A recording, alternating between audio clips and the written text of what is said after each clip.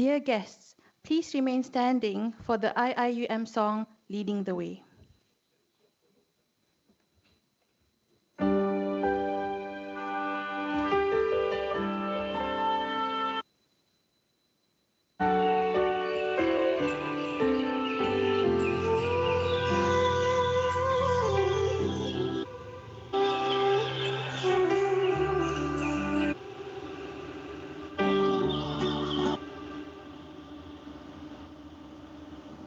The way, light in the future, share the wisdom to the spirit of Islam.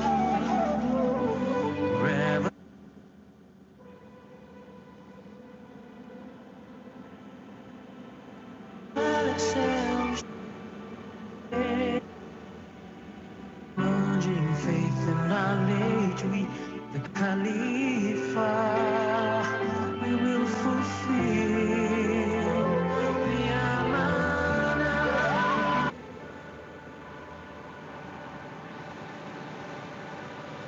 A better place forever.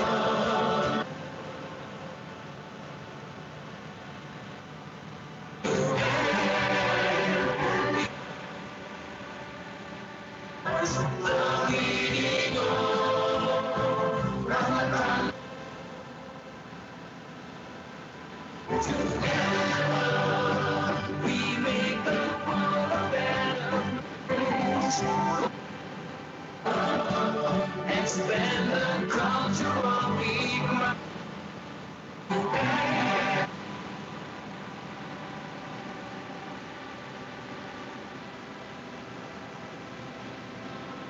See to all the world, for all mankind.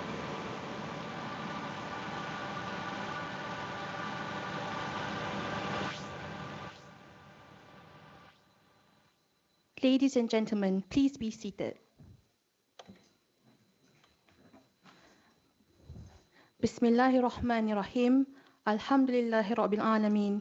Wassalatu wassalamu ala ashrafil anbiya wal mursalin wa ala alihi wa sahbihi ajma'in. Let us start the virtual Takrim Al-Akadimiyyin 2020 with the recitation of Surah Al-Fatiha.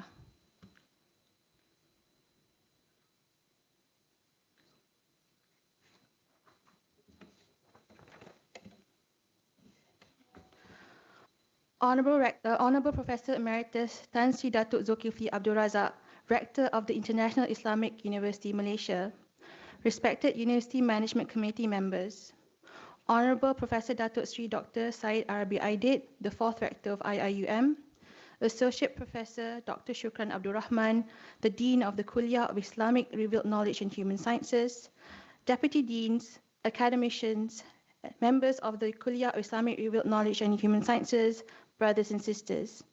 Assalamu alaikum wa rahmatullahi wa barakatuh, and a very good morning. I am Wanu Madiha Ramlan, and it is my pleasure to welcome everyone to the virtual Takrim Al-Akadimiyyin 2020. For your information, this ceremony today is held live from the Senate Hall as well as online via Zoom, and is broadcasted live on YouTube and Facebook. Dear guests, knowledge is a fundamental element in the nation-building process, the improvement of communities, and is the defining feature in helping develop strength and long-term prosperity to nations around the world.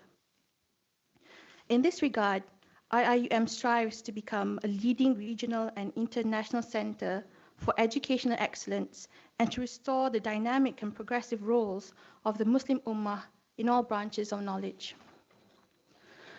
The Kuliah of IRKHS aims to become a community development center and an institution which engages and empowers members of society with knowledge, skills, and proficiencies through its intellectual, educational, and social functions. Hence, members of the Kuliah, both administrative and academic, are key in the fulfillment of this objective. The virtual Takrim Al-Akadimiyyin 2020 is a celebration and recognition of the extraordinary talent, dedication, and commitment shown by the staff members of the Kuliah in 2019. The Kuliah would like to recognize the contributions of its staff in fulfilling their roles and amanah in ensuring the smooth running of academic activities as well as administrative affairs in the Kuliah.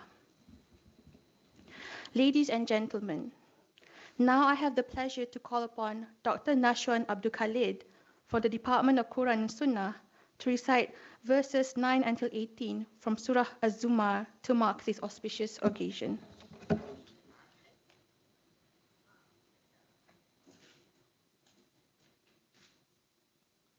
السلام عليكم ورحمة الله وبركاته. أعوذ بالله من الشيطان الرجيم. بسم الله الرحمن الرحيم. أمن هو قانت آناء الليل ساجدا وقائما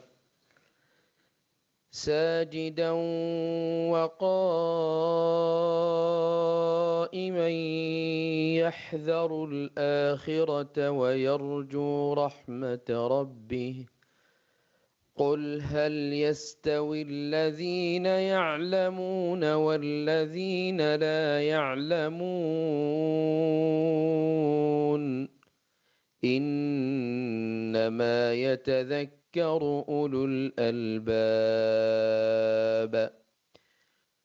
قل يا عبادي الذين آمنوا اتقوا ربكم قل يا عبادي الذين آمنوا اتقوا ربكم للذين أحسنوا في هذه الدنيا حسنة وأرض الله واسعة إنما يوفى الصابرون أجرهم بغير حساب.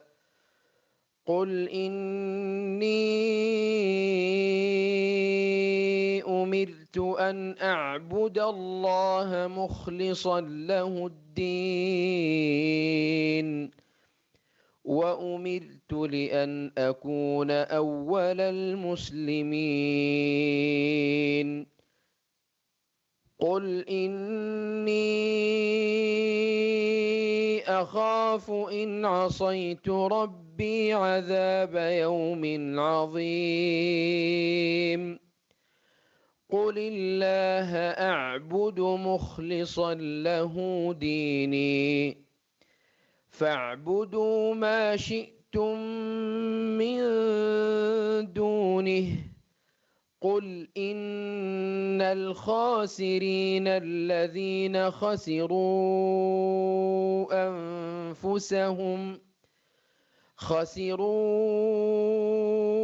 أنفسهم وأهليهم يوم القيامة ألا ذلك هو الخسران المبين.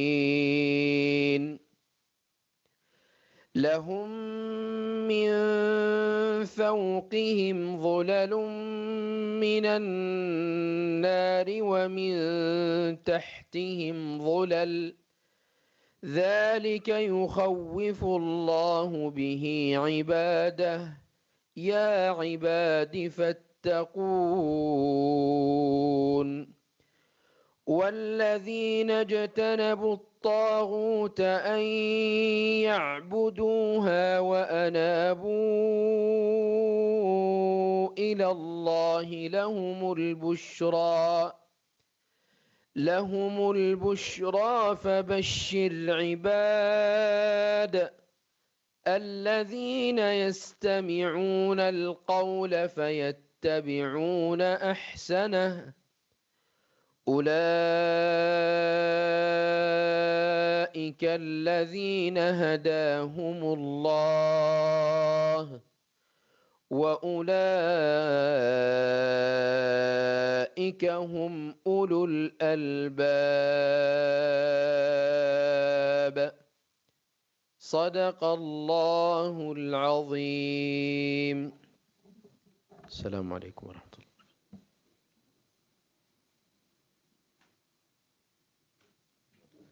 Thank you, Dr. Nashwan, for such a beautiful recitation. Now, it is with great pleasure that I invite Associate Professor Dr. Shukran Abdul Rahman, the respected Dean of the Kuliah of Islamic Revealed Knowledge and Human Sciences, to deliver his report entitled Nurturing Community-Orientated Holistic Scholars and Students for Sustainable Futures. Dr. Shukran, the floor is yours. Thank you very much. Rahim. Alhamdulillahi Rabbil Alameen wa salatu wa salamu ala ashrafil anbiya'i wal mursalin wa ala alihi wa sahbihi ajma'in. Rabbi shrah li sadri wa yassir li amri wa ahlu uqdatan min lisani yafqahu qawli. Amma ba'd.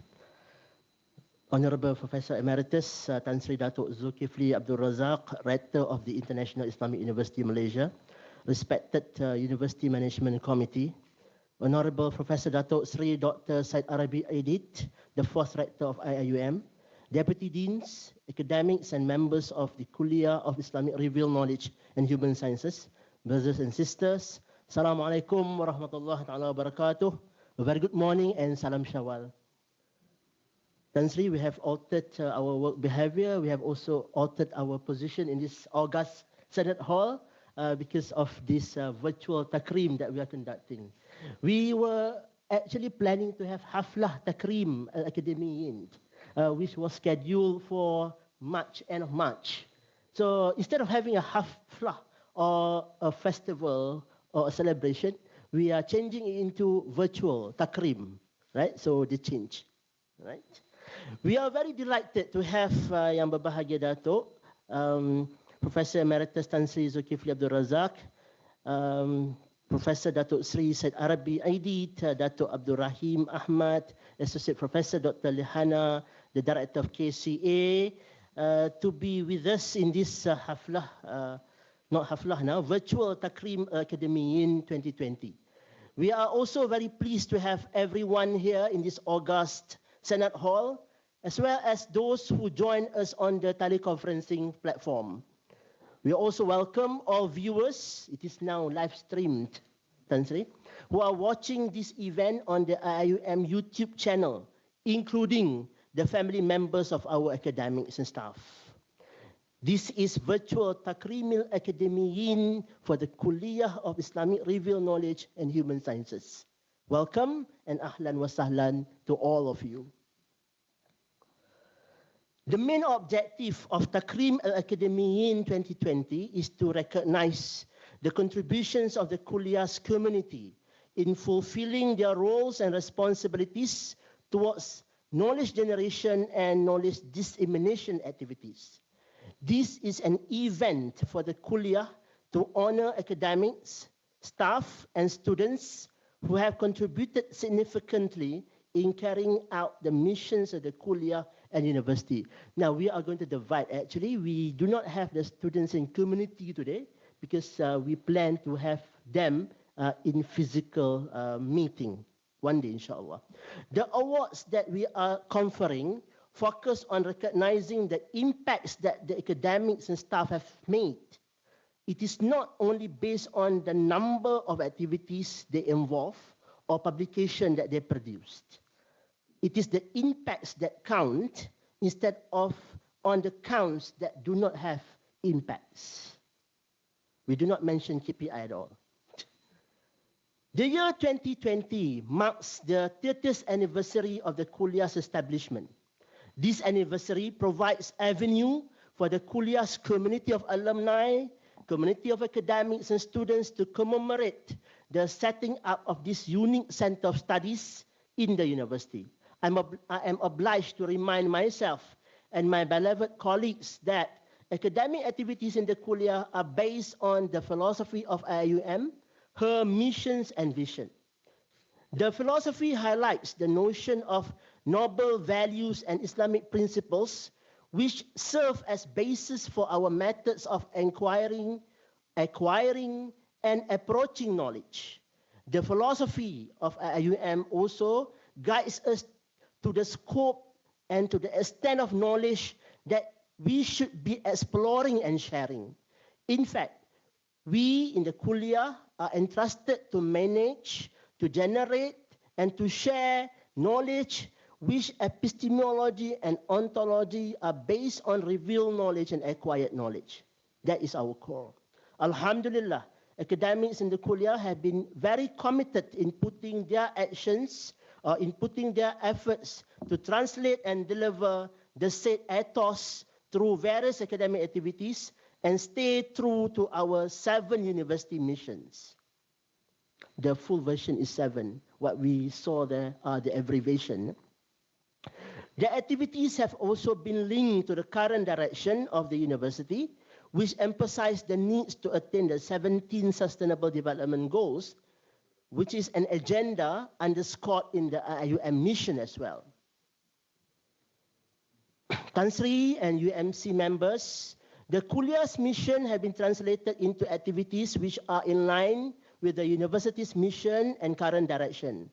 All academic activities and student development programs are supporting the university's mission to, number 1, integrate Islamic revealed knowledge in human sciences. Number 2, to Islamize human sciences. Number 3, to relevantize Islamic revealed knowledge to the current context and contemporary issues. And the last one, to conduct genuinely impactful research and innovation activities in the disciplines of Islamic revealed knowledge and human sciences. Indeed, the Kuliah is putting various strategic interventions to attain the vision set by the Kuliah's founders, that is to be the center for educational excellence and research in Islamic revealed knowledge and human sciences. Brothers and sisters, we are fully aware that IIUM is entrusted to empower the society with desired capabilities. We are not an institution which only credentializes students with degrees in certain nomenclature. We are an institution which has been established to play a number of fundamental functions in the society. As academics, we have been selected to join this university as scholars to deliver her intellectual function, to deliver her social function, and to deliver her educational function. This befits the role or functions of university as set up by the UNESCO. We are here to educate, or to be specific, to edify, to mold the akhlaq of students who come from all over the world with the inspiration to change and develop themselves so that when they return, they can become significant agent of change, improvement, and development in their society. We, hence, must be well aware that being the core players in this university, we are carrying the amanah to equip our society in Gombak, in Kedah, in Middle Eastern countries, in African countries, or European countries, through the students who come to study in our university. We must try our best to make sure that these young men and women are being best served while they are with us. We hope the knowledge that we generate and share with them will equip them with the right competencies to face the futures. Tan Sri, brothers and sisters, the Kuliah carries the mandate of strengthening the university's roles in producing knowledge, in reproducing knowledge, in preserving knowledge, or systematizing knowledge, as well as transmitting it so that the university is able to make the knowledge beneficial to the society. Academics in the Kuliah have embarked on various activities which support and substantiate the development of the society, the nation, and the Ummah. Many of the activities have been conducted by engaging various levels and various types of community. We have had community-engaged teaching. We have had also community-engaged learning, community-engaged research and development, as well as community services. The Kuliah is currently championing community-engaged academic activities through a number of flagship projects under the Kuliah University Community Engagement Initiatives, or known as the Gombak project. In this project, many organizations and community groups have become our important partners. If not because of this MCO, we would have had an MOA signing ceremony with Mawib, with Jakim, with Yayasan Restu, with pejabat orang besar daerah Gombak, with Jabatan Agama Islam Selangor, and 5 traditional villages in Gombak area to formalize this relationship. The agreement would explain how we engage and collaborate with the professional community, with the learned community, with the learning community, with the public community, to enhance our intellectual, our social and educational roles. This is what we mentioned just now. We are not only engaging the public community, we are also engaging the professional community, the learned community, the learning community as well. More genuinely impactful research, more genuinely impactful teaching and learning activities, consultancy services and community work have been and could be organized through this smart partnership. In fact, we have started to extend this initiative as extended Gombak project, befitting the recent new roles of IIUM through the RCE platform, Regional Center of Excellence.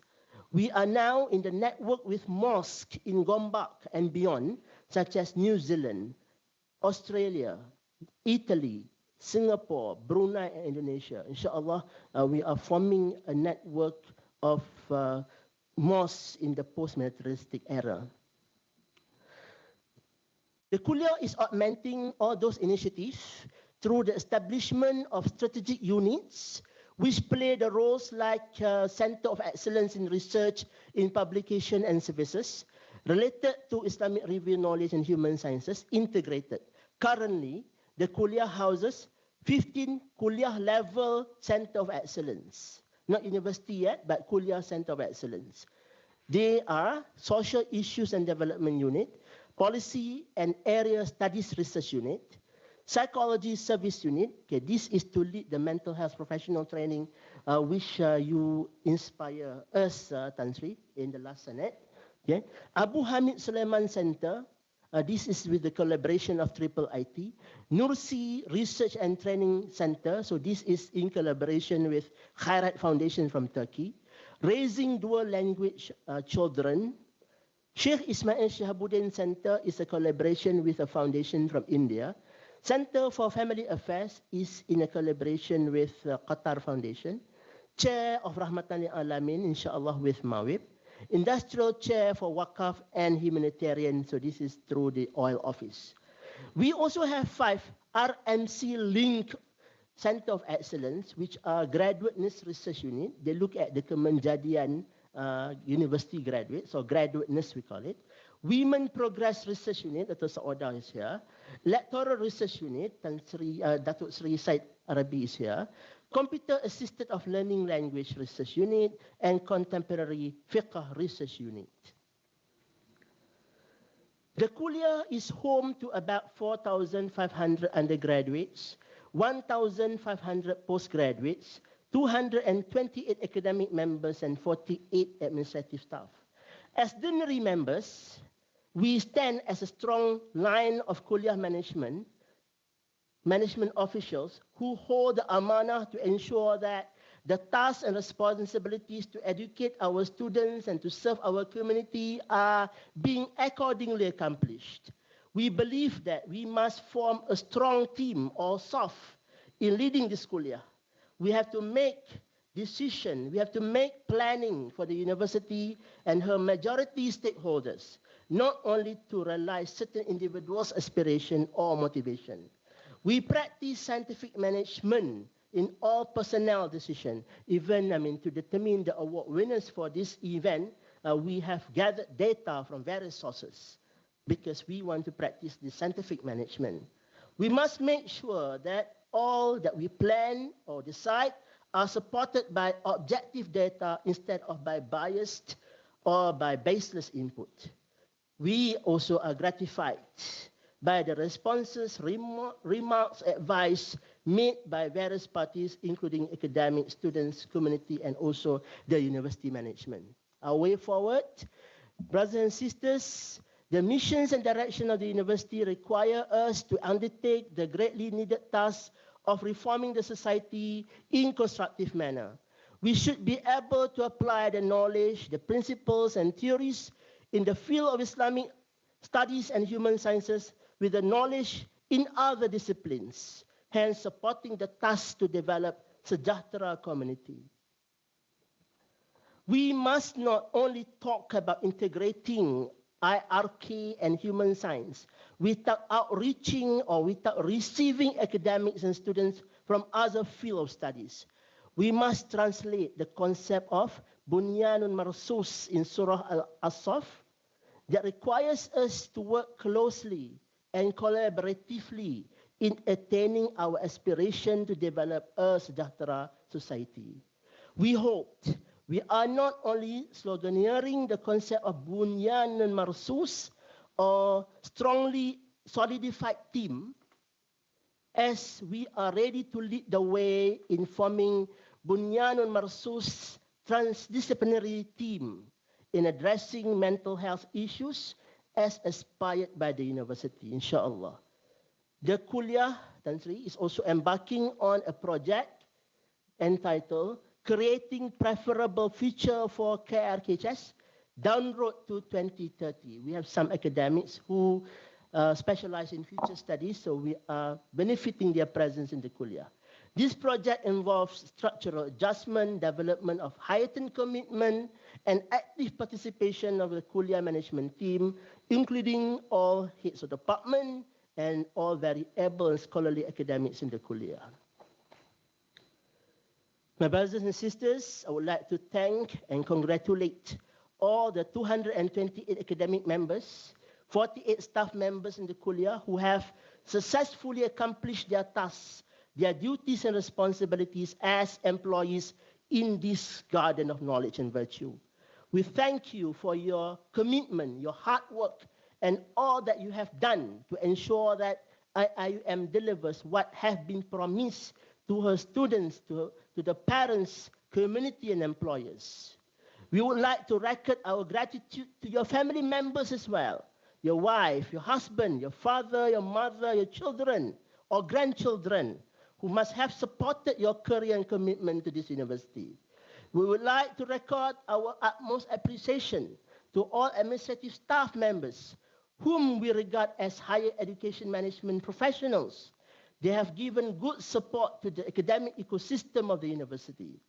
Thank you very much to the committee members of Haflah Takrim Al-Akadimiyyin and now Virtual Takrim Al-Akadimiyyin 2020, chaired by Associate Professor Dr. Hasrina Ibrahim, for making this event a reality.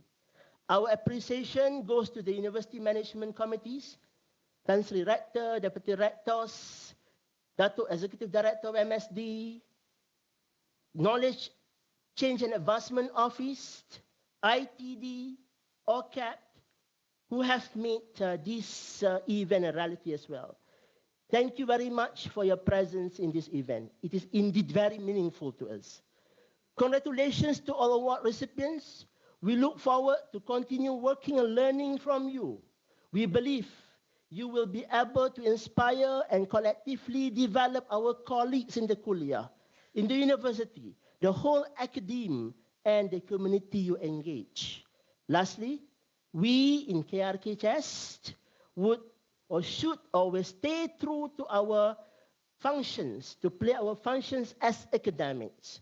We must be consistent in playing the roles to generate knowledge, to disseminate knowledge through our publication, not only that, through teaching and also through services. Together, we make IRKHS a center for educational excellence and research in Islamic revealed knowledge and human sciences for the benefit of humanity and ummah. Wabillahi taufiq wa hidayah. Wassalamualaikum warahmatullahi ta'ala wabarakatuh.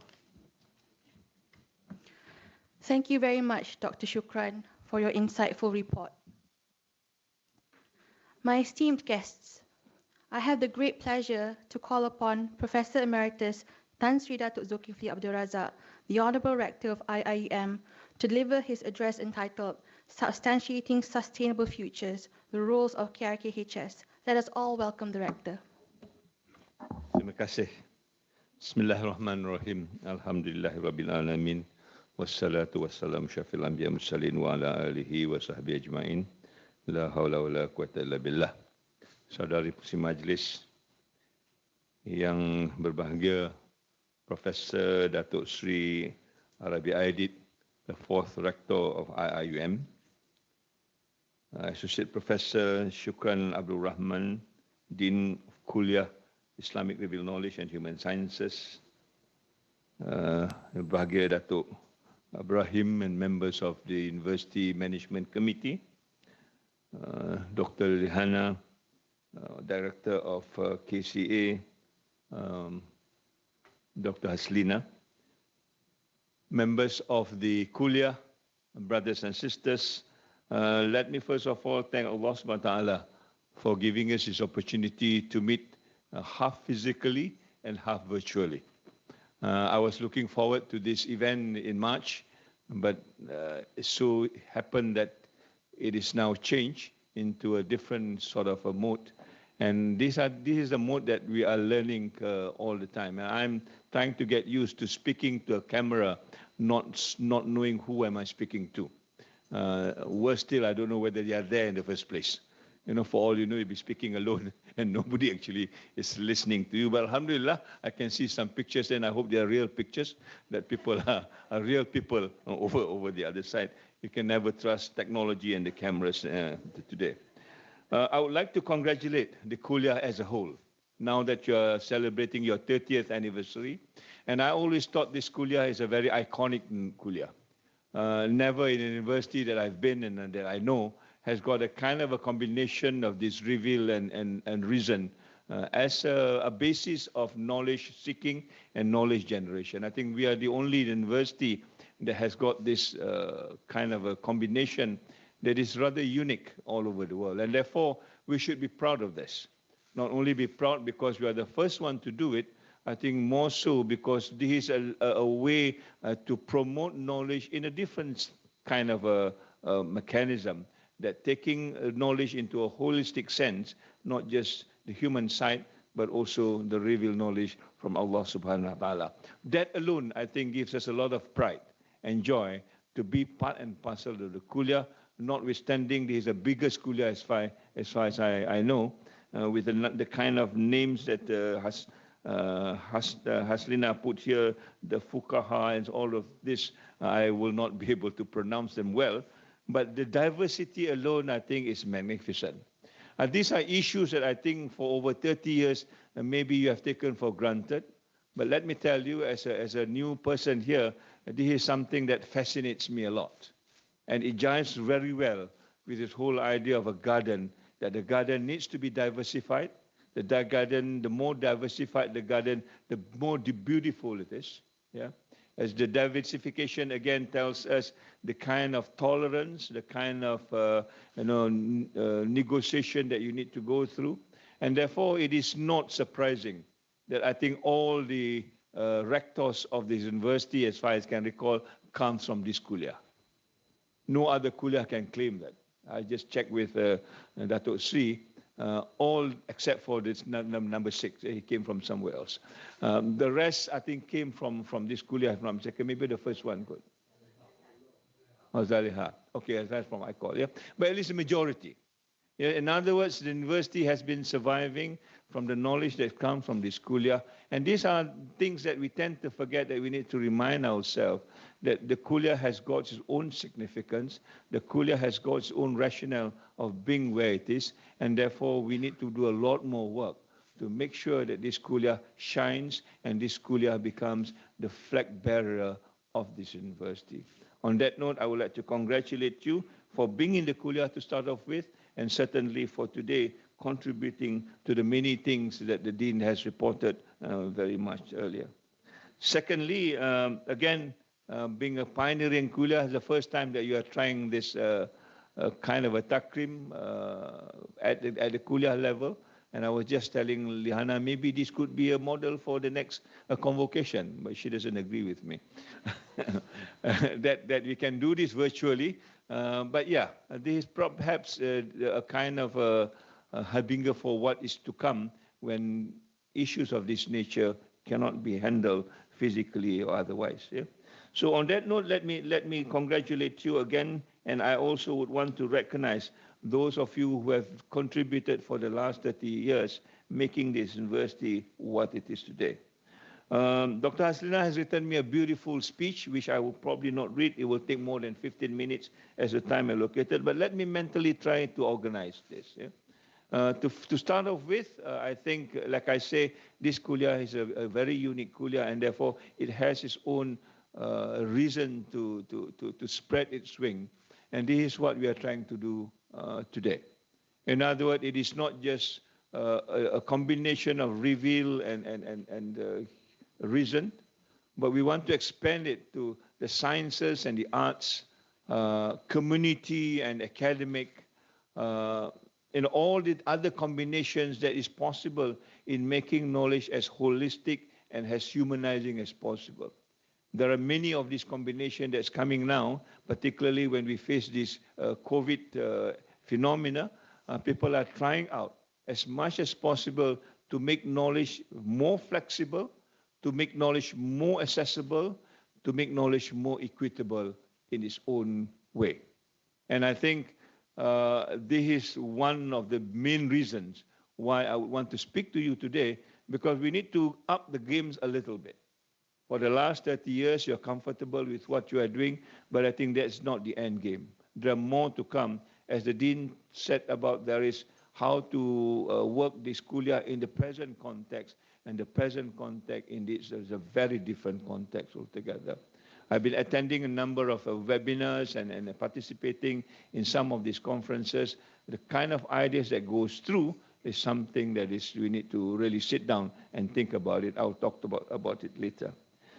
So for the last 30 years, what do we do and what do we have is something that we will recognize. But I think, like I say, we need to up the game. And how do we up the game is to find out how else that we can do to make this university and the kuliah relevant, not only for Malaysia, not only for the Muslim world, but for the whole humanity as such.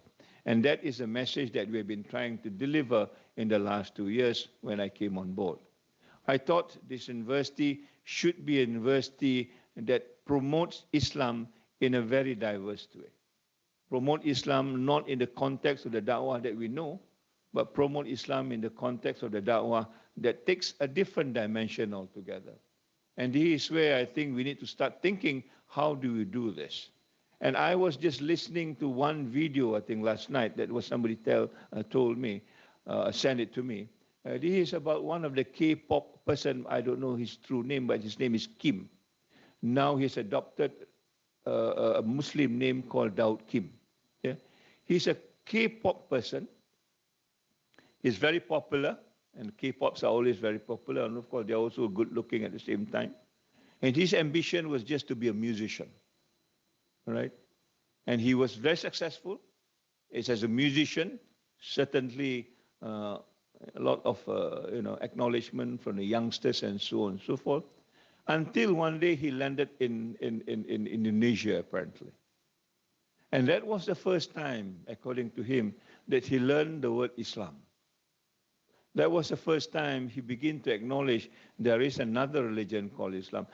Korea is noted for Christianity.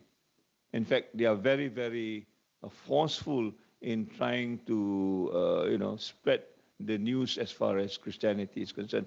I know that for a fact, because when we were in USM, when the Korean student came in, initially we thought they're just ordinary students, but no. Every morning, even before Subuh at 4 o'clock, they will go to every of the students' room and put a leaflet under the doors. Every rooms, And suddenly I've got notification from my students, why are these leaflets under our door? And I don't know why. And suddenly we found that this is done by no more than 20 Korean students who visited our university for a mobility studies. And you can imagine this group of people bringing that kind of a da'wah from their sense of a point of view, and to spread this message of Christianity. All right. And when I talk to them, why do you do this? They say, our strategy is what they call Window 2040. And what is Window 2040? It's a latitude 20 and latitude 40. If you look at the map, latitude 20 and latitude 40, this way is the Muslim belt countries, beginning from Iraq right down to Indonesia, including Malaysia. And they say this is a group of people who have not known and tasted the gospel. We want to bring the gospel to them. A handful of 20 groups of 20 youngsters from a university in Korea, doing this as part and parcel of their academic mission in trying to spread their religion. I don't fault them because they believe in this, but it is upon us to understand what they are doing. And our students and are we doing the same thing? When we visit another university, when we interact with another person, do we bring the same message that the Korean is doing? Now I come back to the question. With that kind of a staunch approach, Daud Kim learned about Islam. And one of his words that actually ring in my mind, basically he said, I'm attracted to Islam because the Indonesians are very polite, are very sincere, are very helpful in what they do. In other words, it is what you exhibit to other people that is more important than just saying what you are or who you are or trying to demonstrate physically what you are all about. And that's the point that I begin to understand and begin to learn what Islam is all about. Now he's a YouTuber, and he will explain about Islam in all the dimensions that he knows, including music. So what I'm saying this basically, this is something that I think the Kuliah needs to see and expand it beyond your borders. For the last 30 years, you have not thought of this, you probably want to think about it. In other words, we are not stuck with just the old ideas of what Dawah is all about, but to bring Dawah into a different dimension that attracts other people from different point of view that we have not realized before. My own experience, and I keep quoting this, when we were in Canada with my wife, we invited a friend just for lunch. And my wife happened to cook chicken curry, And halfway through the lunch, she was asked this question, why is it your chicken tastes different? Right? And we go into the explanation of, slaughtering and so on and so forth. Within 2 weeks, this lady became a Muslim just because of the chicken that she was served on that particular day. We didn't talk about God, we didn't talk about Iman, we didn't talk about anything. We talked about just the chicken. Right? And that chicken changed her. So in other words, these are the flexibility that we need to look at. Given your diversity, given the whole experience that you've got, maybe these are the areas that we want to look at. And for this lady who became a Christian, also the younger brother became a Christian, and we knew that when he was dying. When he was dying, the father bring in a priest, and he says, please don't bring a priest, I'm a Muslim. And he didn't mention to anybody that he was a Muslim. So, brothers and sisters, I want to expand this idea of your kuliah, given its uniqueness, how can you bring to bear many more things that we need to think about out of the box, as it were, and consider that part and parcel of da'wah, maybe a modern way, maybe the virtual way, maybe whatever it is. And I think this is what the COVID outbreak is all about for me, that we need to think about differently because we do not know where the enemy is, but we need now to plan ourselves and our strategy in such a way that it covers as much as possible in the context of giving this message forward. So what we have been doing in the last 2 years was basically that. How do we break down walls so that you don't work in silos anymore? You're mentally open, that you can connect with anybody and everybody on whatever basis that they want to do, as long as it's about doing good and prohibiting what is not good. All right? I think that's probably the bottom line that we need to connect. And at the moment you take that as a bottom line, you can connect with many people, and some of this connection will turn into something which is very beneficial, as in the case of Daud Kim. And now Daud Kim is doing his own da'wah. I think he has got 5 other people understanding him on what Islam is all about. Yeah? These are the ways that but we cannot just stay in Malaysia, virtually or otherwise. We cannot just be staying around our comfort zone. We need to break those comfort zone, and this is why we are advocating that we need to work across the board. We need to work across, disciplines. We need to work across communities and so on and so forth. Yesterday, I was fortunate enough to visit 8 communities where we give them some packages for Hari Raya. And this ranges from the community of Rohingyas right down to the Aborigines. And the Aborigines is the one that touches my heart. As you go into that, they will have a big sign say, foreigners are not allowed. You know, why? The moment you went in, you know why. Because none of them wear any mask. They were as pure as they were. They have no worries about COVID at all. They have not adulterated their life, as it were. Only the foreigners needs to wear the mask because they don't trust you anymore. And these are issues that I think we need to learn from.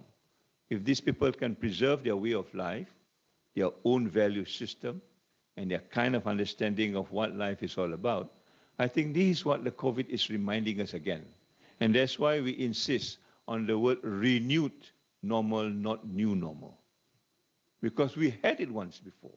It was with us, but somehow or other we've lost it. And we need to recover this again, and the word is flattening the curve. We talk about flattening the curve about, trying to redistribute healthcare facilities and amenities so that more people will have it. Yeah. But in my context, when you talk about flattening the curves, education, how do you distribute education equally to everybody else? And that's why the university is so adamant that we want to make sure that online learning is not the only way to reach other people. Because there are a lot of people that do not have these facilities. And online, as I begin to learn, is one of the many ways of reaching other people that do not have these facilities. How do you redistribute this? So the education becomes, once again, the leveler of society. Education used to be the leveler of society. People like me, and I think some of you, who come from a very poor family, we can break out of poverty, and we can make a life of our own, and we can then contribute again to other people who are in need of those things. But now education is no longer that. Now education is about meritocracy. And the meritocracy in one of the books that I've just read, The Myth of Meritocracy, is all man-made. It is not natural anymore. I mean, the last case was in Harvard when one of the film stars, I think the lady who acted in one of the soap opera, I cannot remember, she's in jail now because she paid $500,000 US to make sure that her daughter registered in Harvard. And it is through the alumni. You give money to the alumni, and the alumni make sure that your daughter got into Harvard. And this is a scam that they have found. Now, that this book tells us, when we talk about meritocracy now, it is all man-made. There's a lot of corruption undergoing it, and we will not be able to talk about meritocracy in the way we think it is, as far as knowledge advancement is concerned. So those are issues that I think, ladies and gentlemen, that we need to go into, so that when we talk about flattening the curve and redistributing knowledge again to people who deserve it, sometimes not because of their own fault. Yeah, they are born in a family of that way. They are situated in a location that is far away, and suddenly they don't have all these amenities, and we cannot take them for granted. So the word "no one left behind" needs to be real. Because there are already a lot of people left behind. In the millions, particularly now with the COVID environment, I think there's more than almost a billion people not having education. How do you go back to this and to make sure that the renewed normal that we talk about is implemented in the best way that we could? And this university is adamant about it. We do not care who sets the rules, but as long as the rules do not go within the kind of understanding that we have, we will fight the rules to make sure that everybody has equitably given the same knowledge and the same facilities, as it were. So that has been the quarrel that we have got in the last 2 years. And alhamdulillah, doing this and stating our facts and stating our position and reorganizing ourselves, including the one you have done in Kulia, we are able to convince the United Nations University in a very short period of time that we are now recognized as the regional centers of expertise for sustainable development. Now, I want to bring not so much the word expertise, none of us are experts in this particular sense, but the word education for sustainable development. The education that we have had now that comes out from the Industrial Revolution is not for sustainable development. In fact, half of the problems that we've got today If you read an essay by David Orr, a very prominent environmentalist, he says half of the problem today is because of education. And I remember his quotes. He said, this problem of environmental pollution is caused by people who have got BSc, BA, LLB, PhDs, MScs. They are not caused by people who are ignorant, quote unquote, or not educated in the way we understand it. In other words, the kind of education that is given to us is not the education that supports equitability, that supports fairness, that supports justice. It's an education that is done in such a way that the elites will have a better deal as compared to the people who have not. And we need to put this right. And the framework now is sustainable development, but there's a lot in inadequacies in that understanding. And that's why I always felt that IIUM has a role to play, because some of the values that we need to put in must be done through the Islamic perspective. So we talk about Maqasid Sharia. Yeah? We talk about Rahmatan lil Alameen. We talk about the Iqra. All these things, we have been singing it, I think, for many years. But how do you implement it and make it relevant as far as education is concerned is the challenge that we have got. Now that we've got the centers of expertise on sustainable development, we need to make sure that we are carrying another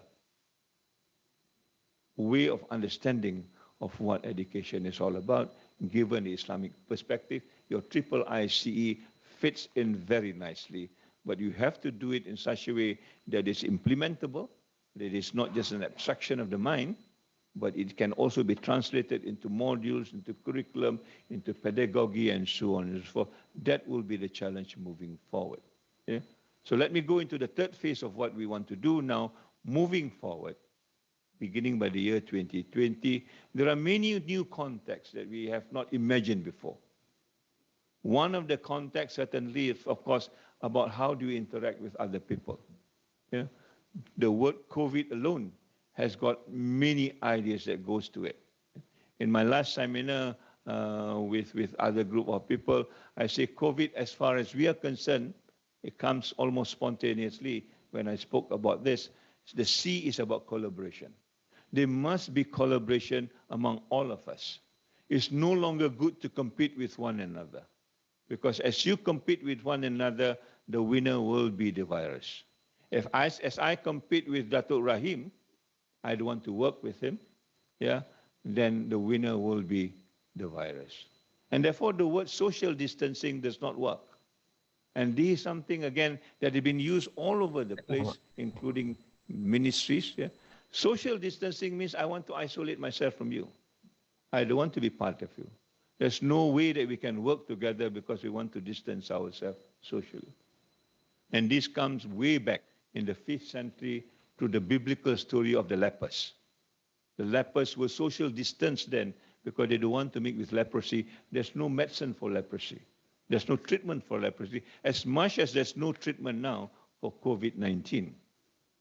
And therefore, if we distance ourselves, then this whole issue of not collaborating will make it so difficult for us to handle the problem. So what we want is one social solidarity. That I want to make sure that Datuk Rahim and Datuk Said Arabi are also free from the virus. I want to make sure that everybody else is free from the virus so that this community can be a healthy community. This community can support itself without having to worry that we will be surprised by all sorts of things that we have seen before. And therefore, the word is physical distancing. We need to sit differently. But socially, we are together. Socially, we are in union with one another. And it doesn't really matter whether you're a Muslim or non-Muslim, whatever ethnicity, as long as you're a human being and you're subjected to the same sort of threat by this virus, we need to work together. And this is a new thing. So if you have this mindset that I am a special person in this university, that I don't need to work with you, that mindset needs to change. If you think that you are special, that mindset needs to change. You are no longer special. We are in the same boat, and we need to fight this virus together by working with one another. So this whole idea of collaboration, I think, is real now. Yeah? And therefore, if you mention about impact, one of the impact that I want to see is basically how much collaboration do you do? How successful is this collaboration? Yeah? What are the new ways that we can collaborate apart from the one we know? And probably there are other ways that we can collaborate. Yeah? And the O is about openness. To collaborate, it needs to be open. You cannot collaborate and have a suspicious mind, then it will not work. You need to begin to trust other people, to learn how being open, and also all the other things that you need to work on will be based on openness, open access, open resource, open, innovation. All these things needs to be put in the context of trying to make sure that the collaboration works the way it is. Yeah? The V is about values. It is now about value-based education. We've been promoting this. It is not value in the economic sense, it's values in the human sense. You must learn how to sympathize. If I cannot sympathize with you, then I will not be able to work with you because I do not understand what you are. And from sympathy, you go to empathy. How you can actually go down to the ground, dirty your hand, sweat it out so that you are together with them, so that they see you as part and parcel of them, and then the trust begins to, to emerge quite naturally. It's not because people like me, because I'm a Tansi, the moment I go, everybody say Tansi, Tansi, Tansi. After that, when I leave, Pegera Tansi. I can understand that. But I need to demonstrate that this Tansi is nothing. You can throw this out, but I'm still part of you. I'm willing to work with you, and I'm willing to stay with you in whatever shape or form. I think that's the value that we talked about. And how then this value can be part and parcel of what we call the compassion. You always talk about Allah subhanahu wa ta'ala, the most compassionate. Yeah? What is compassion? Compassion is to give without expecting any returns. Right? How can you give somebody without expecting any return? Alhamdulillah, the return will come from him. But we don't do it because we want the returns. We don't do it because we want this and that. We do it because it is our duty to do it. And Allah subhanahu wa ta'ala will know what it is all about when you do this compassionate thing. Passion is more very personal. It's my passion. But when you do with compassion, it is almost neutral and everybody gets into it. That's what values is all about. And I, of course, is inclusiveness, istiqamah, and all those things that we understand. And D is what you have got, the diversity. Not many people has this fortunate thing that you have got the diversity. If you work this out, this will be the new platform for us to move into the post-pandemic era. And we need to work this out and see how best we can translate it not only through your kuliah, but to the whole university, possible to the whole country, and possible beyond that. Yeah? And therefore, we strike a deal with other people who wants to work and learn from us as much as we learn from them. So there's a lot of things going on. I can go on to talk about this because I'm so excited that rupa-rupanya this COVID-19 is a barakah from Allah subhanahu wa ta'ala. Yeah? If we take the positive side of it, there's so many things that we can do. There's so many things that we can shape things around. And we don't have to convince people. We just say, if you do this, you'll be safe from the COVID-19. Everybody say, I'm with you. Kalau dulu susah, nak convince bini. But now, because everybody in the same boat, and we are threatened by the same vector, as it were, then everybody wants to. But somebody needs to suggest this. Somebody needs to move it on. Somebody needs to push it. And I hope we are the one who will lead the way to make this happen. And certainly, I look at your kuliah, given the kind of things that the Dean was mentioning, I think there's a lot of potential. Yeah, Dato, if you can pass me the book, I just want to go into one more thing that we are not good at. Yeah. When you talk about COVID-19, everybody will remember how to wash your hand. Right? In other words, cleanliness is top. And I think one of the things that we suffer from this university is about cleanliness. I don't know whether you agree with me, but certainly cleanliness is the top of the agenda. So as you talk about lofty things, doing this and that, let's ask the very basic question, how clean are we in this university? I'm not only talking about this physical cleanliness, I'm also talking about emotional cleanliness and spiritual cleanliness. And these things need to be taken together as a holistic way of trying to manage what the future is all about. Yeah? I happened to go into one of the bookstore, and I pick up this book. The title is A Monk's Guide to Clean House and Mind, written by a simple monk by the name of, I saw the name somewhere. Anyway, it's a very simple monk who wrote this book. It is printed by Penguin, so it is a book to be, to be reckoned with, yeah? Not just any publisher. And he wrote things like this. Yeah? The first chapter is understanding cleanliness. Do we understand what cleanliness is all about? When we go to our toilets and we think it is clean, is that clean enough? And who defines that cleanliness? Is it from the kind of, understanding of hygiene? Or what about the religion? What does religion say about cleanliness in that particular context? Yeah? And chapter 1 is about the kitchen, the bathroom, and the toilet. I mean, when I read this book, I don't even understand how cleanliness is in the context of kitchen. I've never gone to the kitchen as much as my wife had. I know a little bit about bathroom, but toilet is another one.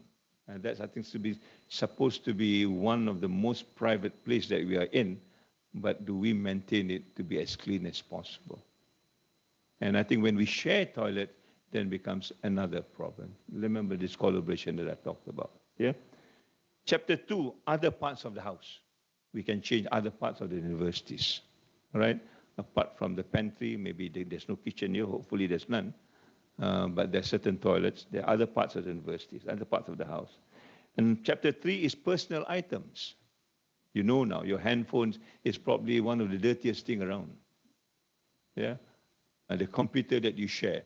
The doorknobs, the lift buttons, yeah? These are the things that we mingle with all the time. How do you keep them clean so that they become sort of, a place that do not spread this whole virus? Chapter 4, repairs and maintenance, yeah? When there is something which is not at fault, do you call the Daya Bersih just to change a bulb? Yeah, and complain they are late because they've got 300 bulbs to change. I can vouch that for sure. If you go and see the lampu yang putih tu, yang ada ketayap tu, I have counted at least 30 of them have no bulbs. Right? Maybe the Bersih is too busy, but we can change those bulbs sometimes if we know how to repair and maintain it. Yeah? Chapter 4 is about outside the home, outside the university, maybe our own garden. How clean is our garden? Yeah? And number 6 is body and mind. So this book, to me, is quite comprehensive. And finally, they kata when the cleaning is finished. So I want to give this to the Dean. Maybe it is something that can trigger some thinking of how then we interpret, rather than a monk's version, another Islamic version of what cleanliness is all about. And it is simple enough that students can read it, and students can also practice it. And once you've translated it, I'll make it mandatory that the Mahala will follow this, because it's the Bible for the Mahala. Now I talk to the Mahala people, we do not know how to maintain a clean toilet. I don't blame them, but once you have got this, we probably will have. And I was talking to Liana also, maybe we can have a book on the 40 hadith of cleanliness. I'm sure there are many hadith that the Prophet said. As far as I know one, cleanliness is part of half of Iman. Right? You are clean, you got your Iman half taken care. The other half, you need to struggle, of course. But if that is it, then I think let's work on it. So I think this is something that I think is priority. Before we move on into the next venture, we must make sure that cleanliness is top of our list, because that will be the very potent way of putting this virus away from where it should not have been. Right? So sorry if I go a little bit off tangent, but I think these are the areas that I think the Kuliah could think of beyond just what you have been used to for the last 30 years, looking at what the new phenomena is all about and how we actually can grapple with and certainly help. The university, inshallah, will be able to help you. in some of these things that we have talked about. Yeah. So last but not least, let me read this, Haslina, just as a token. I believe, yeah, the Kuliah has what it takes to emerge as a unique faculty, school, to contribute to sustainable development cost. Stay true to our principles of Khalifa, of Amanah, of Iqra, of Rahmatan lil Alamin, and be committed in helping our students, the people around us, society, including our staff, and the nation, certainly the world at large, inshallah. The Kuliah will make herself visible to the local and the global community now that we are regional centers of expertise for sustainable development. We are automatically a global player, whether we like it or not. Let me take this opportunity then to congratulate you once again to all the prize winners for your achievements. And I think these achievements is the first milestone that you need to go on achieving. Achievement is a process. Achievement is an evolution. Don't say, I've achieved this year and I want to relax for the next year. No such thing. Once you start achieving, you want to go on achieving more and more as you go on, yeah, and make it happen as part and parcel of your habit. The Takrim is specifically designed to acknowledge your sacrifice and the contribution on 2019 and beyond. Yeah? And I again want to reiterate what the Dean has said. It is not just about numbers. It is about impact. How do you change things around? How do you make people happier than it was before? How do you actually move, yeah, the society beyond us? Because they are part and parcel of the university. And that's a different measure altogether. Just to, again, to be mindful about this. When we apply to be the regional center, there wasn't a single number that is requested of us. Bukan macam kita nak dapat ada anugerah, ya. We'll tell you what numbers you need to. Here dia tak payah numbers. Dia kata just tell us what you have done and how impactful they are. And they will take that as a kind of a contribution beyond just numbers, and the numbers to them are not important. And I think we need to think along the same line. Numbers may be important for now because we are transiting into something else, yeah. But there's already an article that talks about, you know, meritocracy and numbers are not important, as mentioned it to you. How do you build this into another forum to measure the unmeasurable? Yeah. How do you do this is something, a challenge that we need to look into. Yeah? We hope this acknowledgement will further motivate you and certainly all the rest that is with you and inspire not only the Kuliah, but the university and hopefully the nation as well.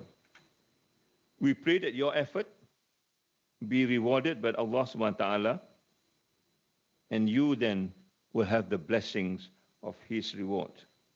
Last but not least, once again, I would like to congratulate the Kuliah for thinking of making this Takrim for the first time and managing it the way it is managed today, for organizing the events, and certainly for recognizing the 30 years of effort that has gone through.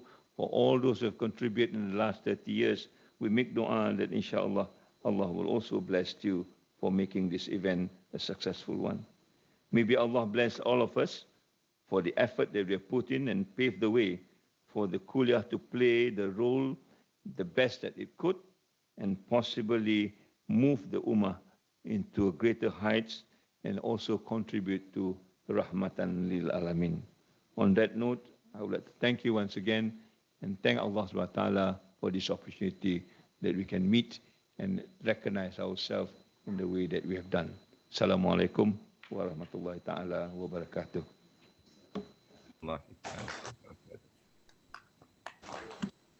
Thank you very much, Tan Sri, for your valuable insights. Moving right along, it is now my pleasure to present to you a multimedia presentation highlighting the Kuliah's achievements in 2019. Please enjoy.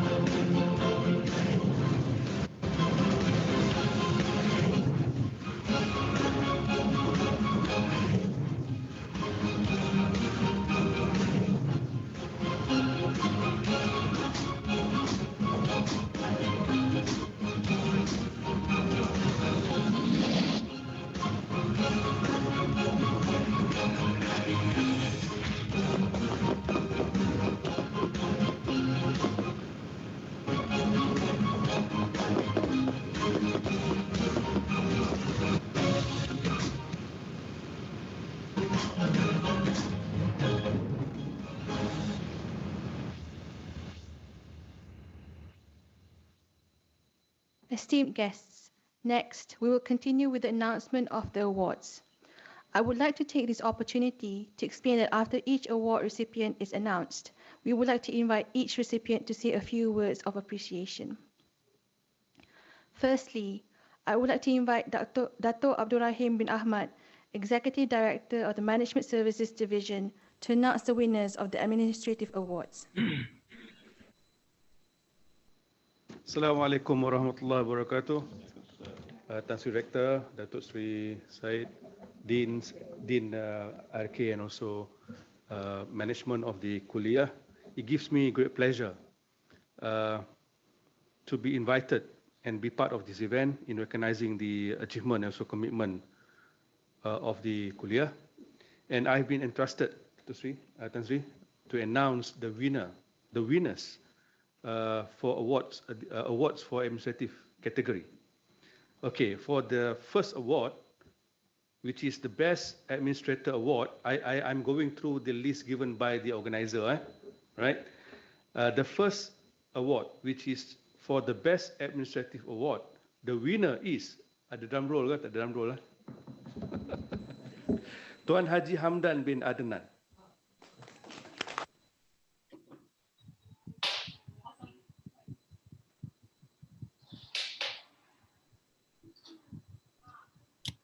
Tan Sri? Yeah. Thank you very much, Tan Sri and members of the floor. I'm deeply honored to receive this award. I'm in fact pleasantly surprised to receive this award. And I would like to thank the Dean, members of the management, the heads of departments, and all the support staff, admin and technical staff for your cooperations and your support. And I wish you all the best. And may Allah grant you barakah in all your endeavors that you pursue. Thank you very much. Assalamu alaikum.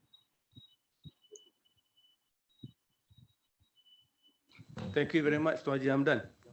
Okay, for the next Best Support Award for category N, supportive staff, the winner for gold is Sister Nur Mahnun Mustafa.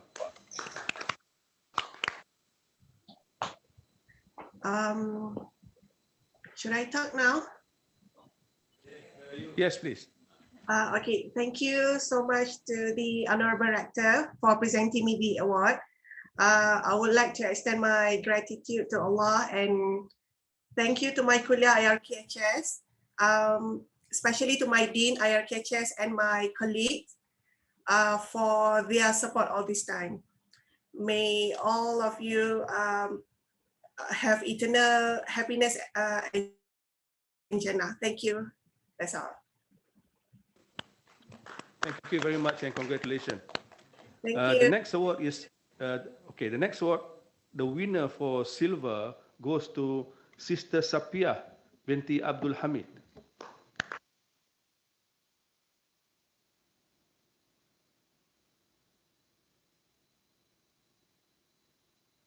She's online.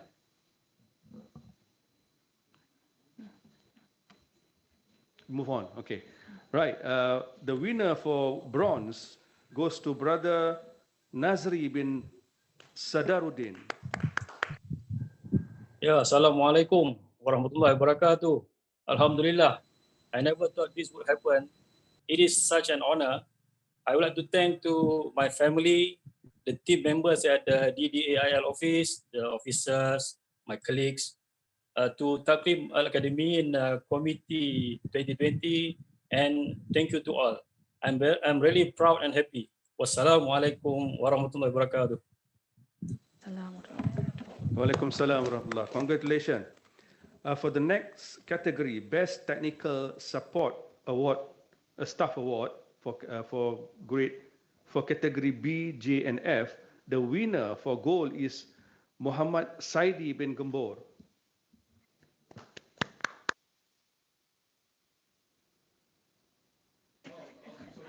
Thank you and Assalamualaikum. Okay, thank you very much. We were expecting a long speech from you, actually. Okay, for silver, Brother Nur Azrul Idham bin Cipta.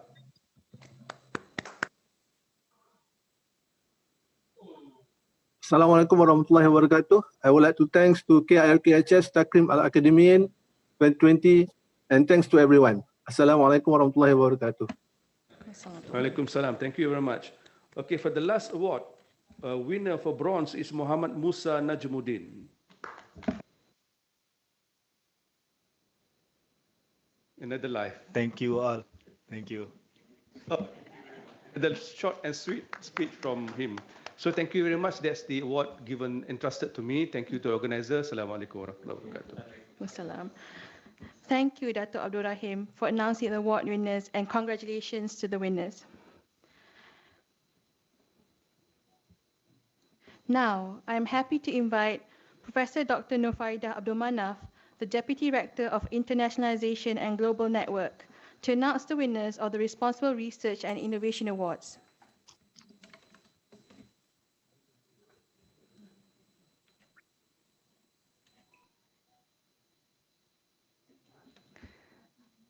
Hello, Prof. Can you please unmute your mic? Bismillahirrahmanirrahim. I am pleased to announce the winner for, hold on a minute, I'm still sorting this out. The category for Promising Award for Research. The winner for gold is Dr. Rabiatul Adawiyah Muhammad Saleh.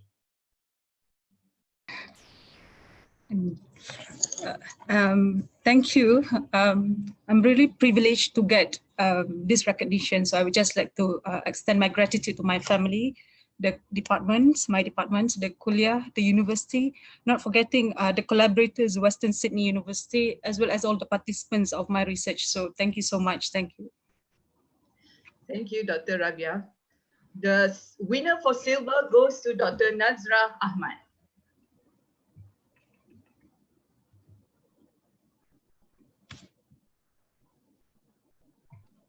Dr. Nazra? Is she here? Yes. Alhamdulillah, all praise be to Allah. Thank you very much. Can you hear me? Thank you very much, KRKHS. Thank you, IIUM. Assalamualaikum warahmatullahi wabarakatuh. Waalaikumsalam. Winner for bronze goes to Dr. Wan Noshira Wan Muhammad Ghazali.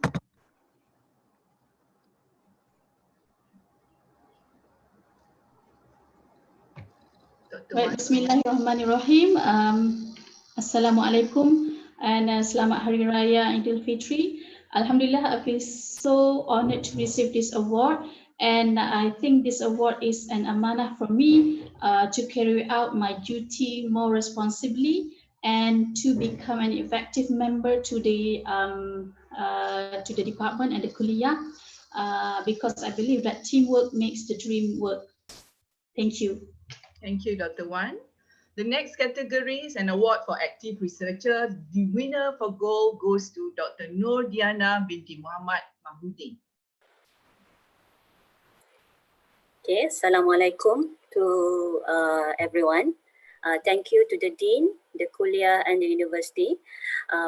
My short speech as custodians of knowledge, let us be guided by praxis, not vanity, by wisdom, not greed, by substance, not sentiment, and by impact, not hype. Thank you. Thank you, Dr. Nur Diana. The winner for silver goes to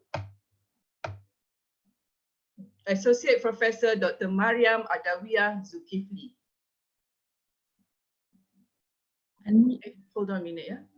That's correct, right? Winner for silver. Associate Professor Dr. Mariam Adawiyah Zulkifli. Assalamualaikum warahmatullah. Thank you so much. It is an honor for me to receive the award.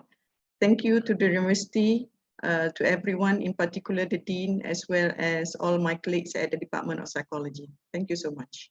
Thank you. The third, the bronze awardee for active researcher goes to Associate Professor Dr. Bahida Galia.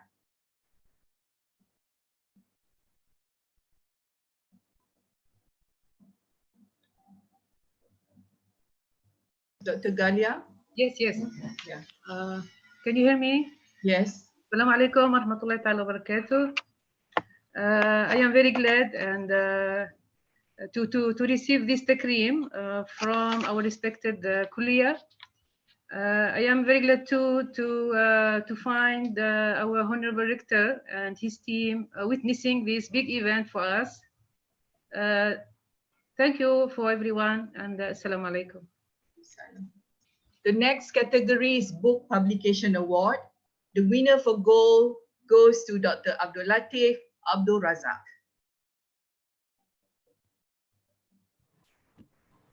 Thank you. Thank you very much. I don't expect this award. Thank you, Tan Sri. Thank you, the university. Thank you, the kuliah. Thank you also to my colleagues. It is an honor to receive the award.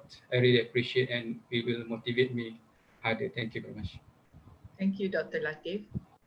The winner for silver for this category goes to Associate Professor Dr. Safiq Omar.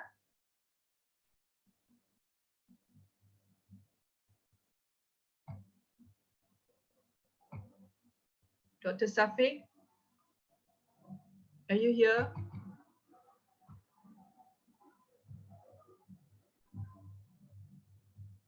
He's not here? Then, Prof, the next award, please. Okay, thank you. The winner for the next award under this category is, for bronze is, it goes to two duo, Dr. Muhammad Shahjani and Dr. Raudatul Firdaus Fatah Yassin. Congratulations.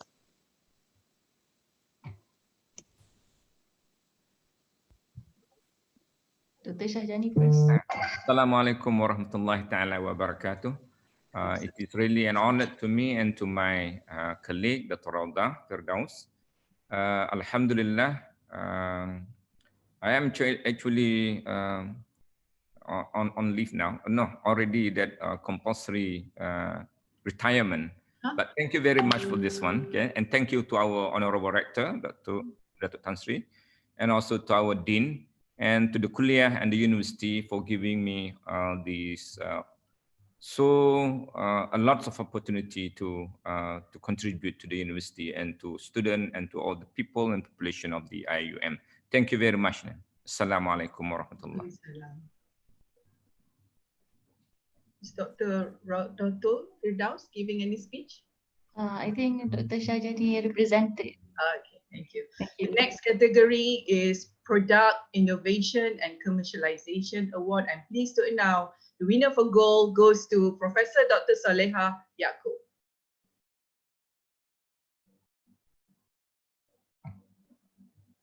Dr. Saleha?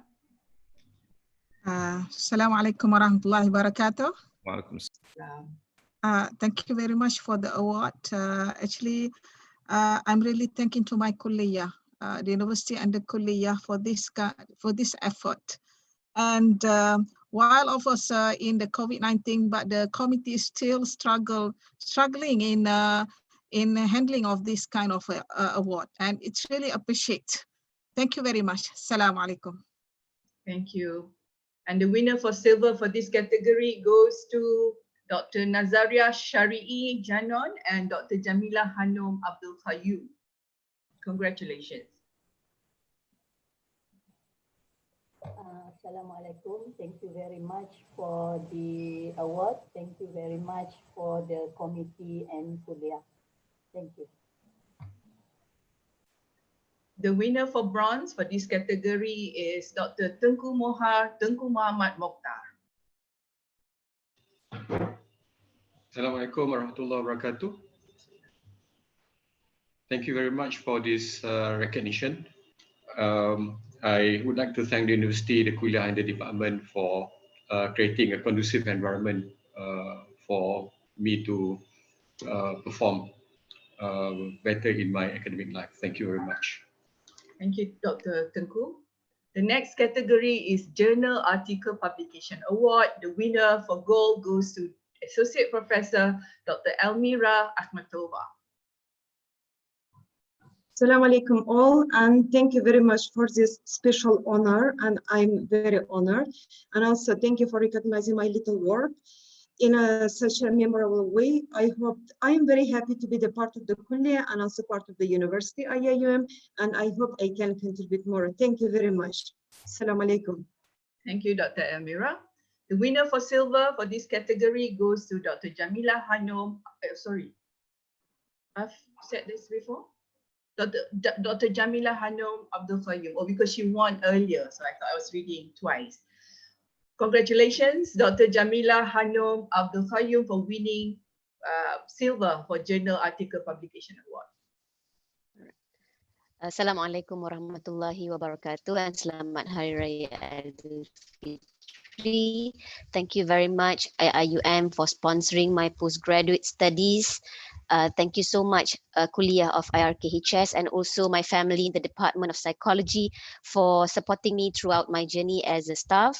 And also definitely I would like to thank my family members at home who have been providing unequivocal support in order to make sure that I can write peacefully. Thank you. Assalamualaikum. Thank you, Dr. Jamila. The winner for bronze for this category goes to Associate Professor Dr. Hafiz Zakaria.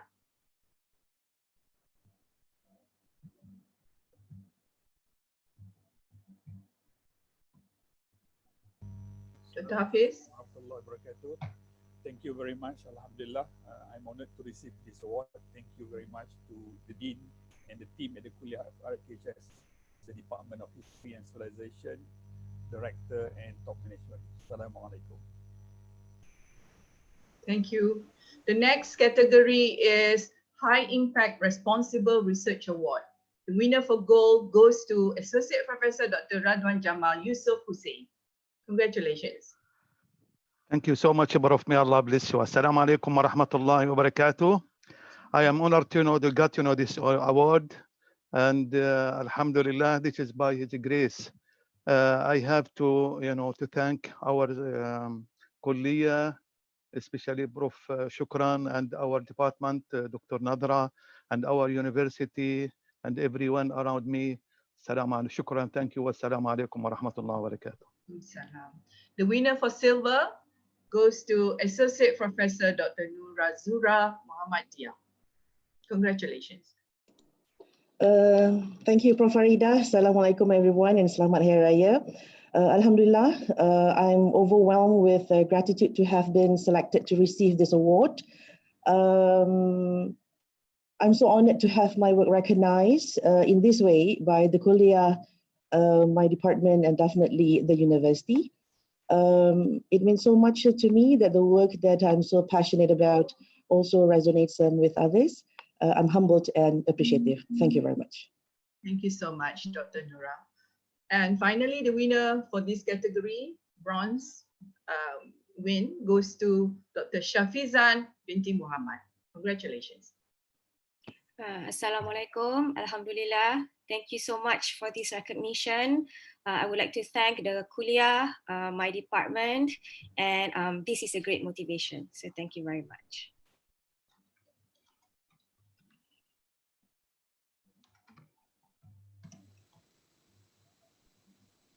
Hello, Prof. Aida. Yes, I'm done. I've finished Thank all you, my Prof. announcement. Congratulations for everybody. Thank you, Prof. Nufaida, and congratulations to all of the winners.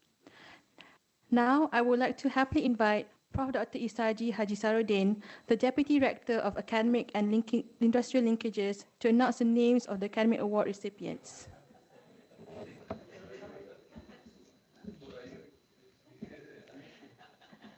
Hello, Prof. Can you unmute your mic? Okay. It's okay now? Bismillahirrahmanirrahim. Assalamualaikum warahmatullahi wabarakatuh. The Honorable Rector, respected Dean of RKHS, colleagues and friends, in this blessed month of Shawwal, allow me to wish all of you in this garden of knowledge and virtue, Eid Mubarak, Selamat Hari Raya, Maaf Zahir dan Batin. Distinguished guests, ladies and gentlemen, I've been given the honor to announce the winners of 4 major award categories: the Academic Award, the Most Promising Academic Award, Leadership Award, and Special Award for Kuliah Committee. The first award is the Academic Award. The gold winner goes to Dr. Adlina binti Haji Arifin.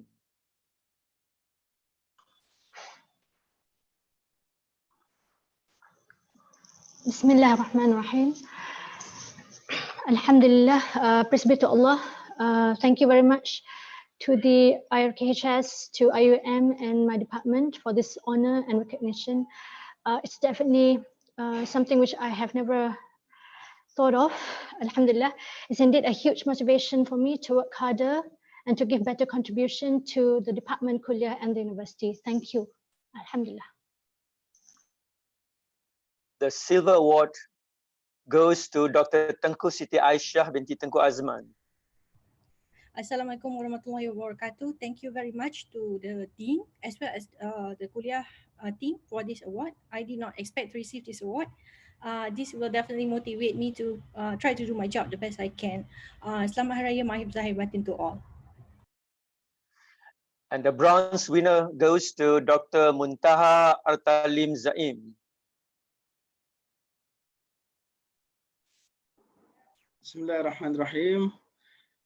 First, thank you very much for the respected Rector, Tan Sri, and our Dean, Dr. Prof. Shukran, and also my colleagues in the department, led by Dr. Mizairi. Actually, this award is amanah, and also the motivation for me to increase my contribution to Kuliah. Thank you. Jazakumullah khairan kathira. The next award category is the Most Promising Award. The gold winner for Most Promising Academic Award goes to Dr. Rabi'ah binti Aminuddin. Warahmatullahi wabarakatuh. Thank you very much to the Deanery Management, especially for organizing this. Thank you for recognizing the talents in the Kuliah, and I hope it will be a great motivation for everyone, inshallah. May Allah bless our deeds. Thank you very much. The winner for silver goes to Dr. Sharifah Fatimah Al-Atas. Bismillahirrahmanirrahim. Can everyone hear me? Yes. Okay. Thank you so much to the Kuliah and the university and my department, and I would also like to extend my appreciation and recognition to my family and my beloved students. Inshallah, we will do better this year and in the years to come. Inshallah. Thank you. Congratulations to all recipients as well. And the winner for bronze goes to Dr. Mustafa Jubri.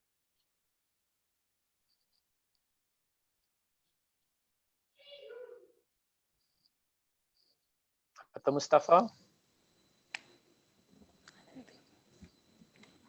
Dr. Mustafa. Let's proceed, Professor Isarji. The next award category is the Leadership Award. The gold winner for the Leadership Award is, tak boleh baca nama ni lah, Professor Dr. Nofarida Abdul Manaf. Thank you, Professor Sarji. Assalamualaikum, everybody. Of course, like everybody else, this is so unexpected because we do work without expecting rewards, only from Allah.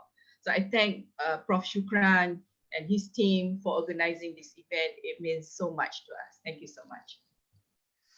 The silver winner goes to Associate Professor Dr. Badri Najib bin Zubair.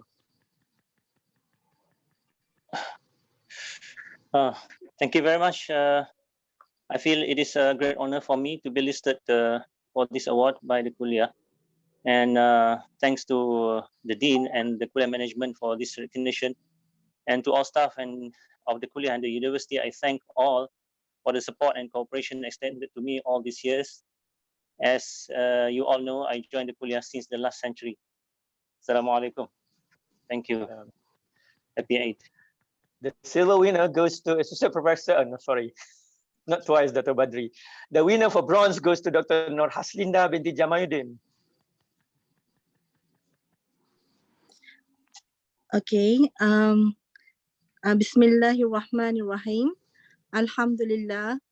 I am pleased and honored to accept this award. A very special thanks to Deans and Kuliah Management and also my departments for these recognitions. Thank you very much.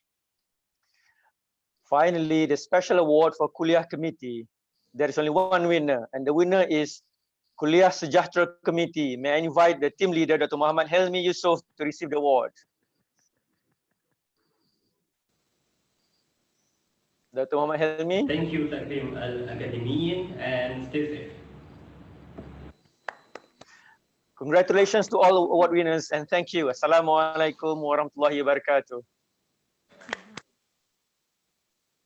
Thank you, Professor Isarji, and congratulations to all of the winners. I have the pleasure to again call upon Professor Emeritus Tan Sri Datuk Zulkifli Abdul Razak, the Honorable Rector of IIUM, to present the Kudo Award to the recipients. I would also like to invite Dr. Shukran to announce the names of the recipients. Bismillahirrahmanirrahim, Tan Sri and the guests here. I would like to announce the recipients of Kudo Award. Kudo Award is an award given to Kuliah members who have shown exemplary leadership, not only in management, but also in academic development, to the juniors especially. They are here with us in this hall, right? So the winner for bronze award is Professor Dr. Saodah Wok.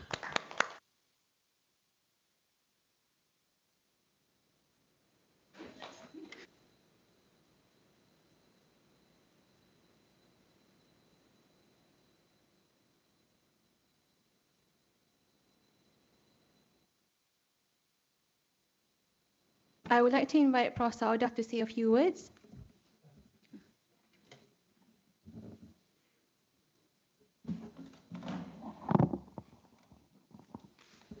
Assalamualaikum. Thank you so much for this recognition. I owe a lot to the university, Kuliah, and the department because it's not me, it's the teamwork for the group. Okay, thank you. The winner for Silver Award is Professor Dr. Muhammad Abdul Qayyum, who is joining us on the Zoom. He will be represented by Dr. Muhammad Noor.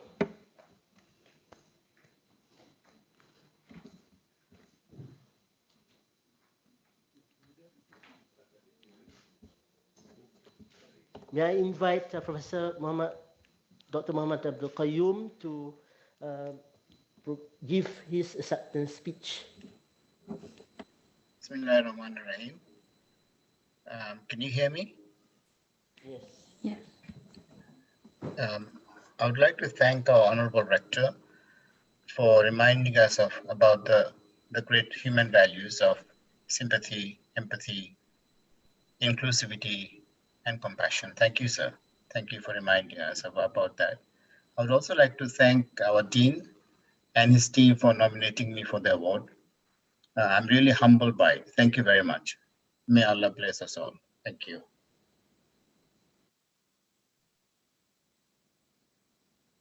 The winner for Gold Award is Professor Dato Sri Dr. Syed Arabi bin Syed Abdullah Aidit. Prof.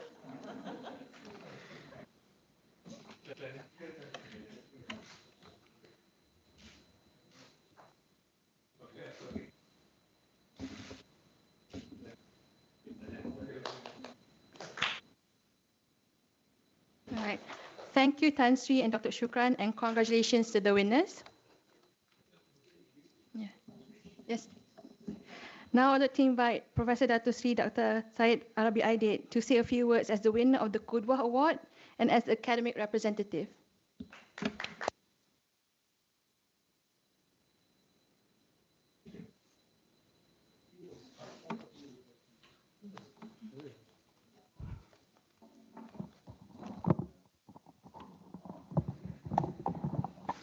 Bismillahirrahmanirrahim. Alhamdulillah Rabbil Alamin. Wassalatu wassalamu ala ashrafil anbiya wal mursalin wa ala alihi wa sahbihi ajma'in. Respected Rector, Professor Emeritus Tan Sri Zulkifli Abdul Razak, Deputy Rectors, Dean, as I said, Professor Dr. Shukran,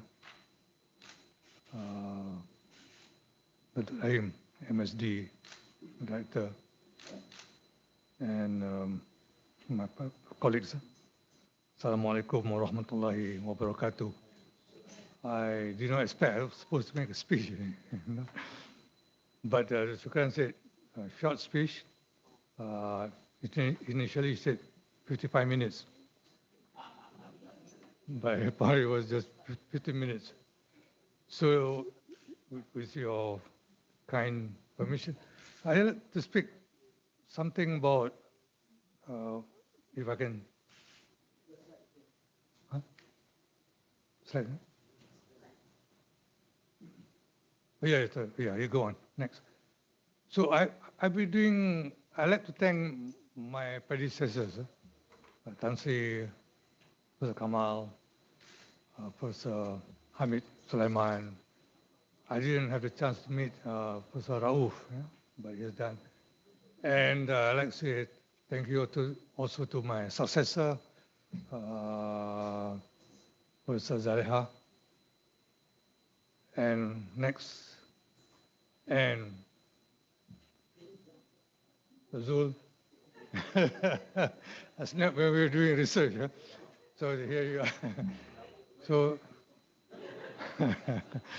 you're one of my picture collection. Next. Yeah. And this is research I've been doing for decades, I think. On the left down is Tan Sri Mahidin. So we're doing on this, and my right will be Tun Mustafa. So when he announced that UMNO would go down to Sabah, so we did a research on Usukan. So I was down there. Next, and now I still continued on my right, on my left. There you see my interview with Tun Taib. Yeah. And that was about 4 hours of interview. Don M just gave me first 2 hours. He promised to give me more. So it's a good collection. He's Tengku Razali. And I've been doing a lot of this with Tokoh Wartawan, with so many others. And this all will be left in the archives. It will be left in the archive. So I think it's to me. So my research has been my passion. Empirical research, experimental interviews. I've gone to Sabah, Sarawak. My research has given me the opportunity to go to all parts of the country. Yeah? All parts of the country, Johor, Perlis, and one other. people, important people, high class and low educated, whatever it is. It gives me that fulfillment of enjoyment. So next. So when I was asked to become the rector, so Tan Sri Sanusi Junit called me to give me the announcement. He called me to the Bangsa Mall, a coffee with him, and said, Partner has agreed that you'll be the next rector. So what are you going to do? So in my sudden, I think, reaction said, I want to turn this university into a research-based university. And he said, I like that. I like it. Make it a research-based university. Yeah? So this is the talk that I'm going to give today is how we, or what things we did, yeah? And what is the response from the kuliah, response from all kuliahs, and in particular, I would like to zoom down to the response of IRKHS, which to me then was very disappointing. So let me give you why I thought the word disappointing at that time. But later on, I will qualify it. So this is a good thing because I would like to say that during my term, I will take it as the second development phase of IRKHS. And then we move on to the third, and now I presume to the fourth. See how the kuliah has moved on next. So when after discussing with Tan Sri, we thought it was just research-based university. Yeah? It's a based university until the next president came in, Tan Sri Sidi Hassan. So he said, I like that based university, but I like to be a research university. You must go for ranking. That shifted the whole thing, because to me at the time was a research-based university. It would be fully blown by 2015. I mean, it will be slow. Everybody will come in at their own pace, and everybody enjoy. I would like that to be as much as I enjoyed life as a researcher. It was not pushed, but I enjoyed it. But I thought it was 2015 that we would go to be full-blown university. But when Tan Sri Sidi said, no, you are going for the research university, and you will be the sixth research university after UTM. And then I realized that we were not fully equipped to achieve that sixth research university. Yeah. Although I realized that we had the strength, we had the infrastructure, but then we didn't have the full commitment from the staff. And then, okay, next. So when you announce that you're going to be a research-based university, especially when a CEO makes an announcement, it's going to be a special project and what's not. Yeah? The announcement doesn't come in with just an announcement. I think you agree with me. It comes in with a host of other activities, programs that you have to do, things that you have to plan, things that you have to push, and things that you do that other people may not be aware because it will take some time to materialize. And things that you do that is a failure, that things that you would not like to announce. Yeah? But you have to do it. You have to do it to test whether the things that you push will be the things that will materialize and whatnot. So these are the things that I think would be a good thing if later rectors were to come in, after Tan Sri later on, maybe the young from here will come in and say, we have to make an announcement. Please don't just not make an announcement. You have to have the system to follow through. You have the environment to think about. You have to think about the human factors and needs. Okay, next. Next. Now, from the resistance, when I announced that you're going to be a research-based university, and coming from a background that I enjoyed life as a researcher, I thought it would be a warm embrace, a warm embrace, that everybody will come forward and say, yeah, we go ahead and join you and do research. But that was not the case. That was not the case, yeah? And there was a disappointment made. And because of that, I planned the dialogue sessions with all the kuliahs. Every month with one kuliah. I also plan sessions with the professors, with the associate professors, with ordinary lecturers. I also went to attack the student representative council. It's the wholesome embrace I had to do. I also had to touch in on the MSD at that time. I had to transfer Dato' Rahim from the rectory to be the PRO for a specific purpose. I think later on he knew it. He thought at that time I was just moving him around. I had to do it because it was a strategic move. Okay, next. Now, next. So when you look at the functions or responsibility of an academician, you say, yeah, they teach. They do consultancy, they do research, they do community service. But it's a different thing to the academics.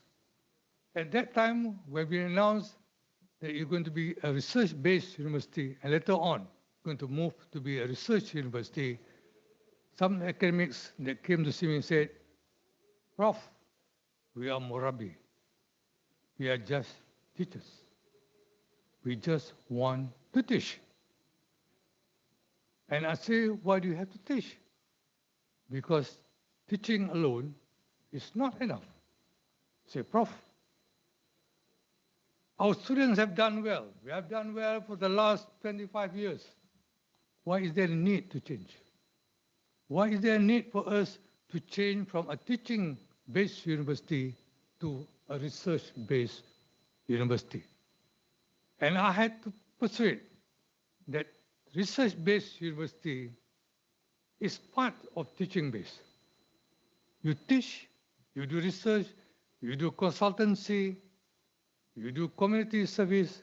This is part and parcel of your responsibility as a Morabi, as a teacher, as a leader in academia, as a staff in IIUM that would cherish the mission and vision of IIUM.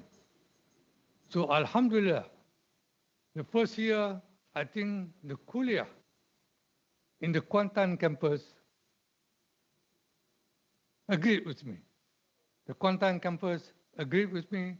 The engineering campus, the engineering kuliah was the first kuliah that say, we go along with you.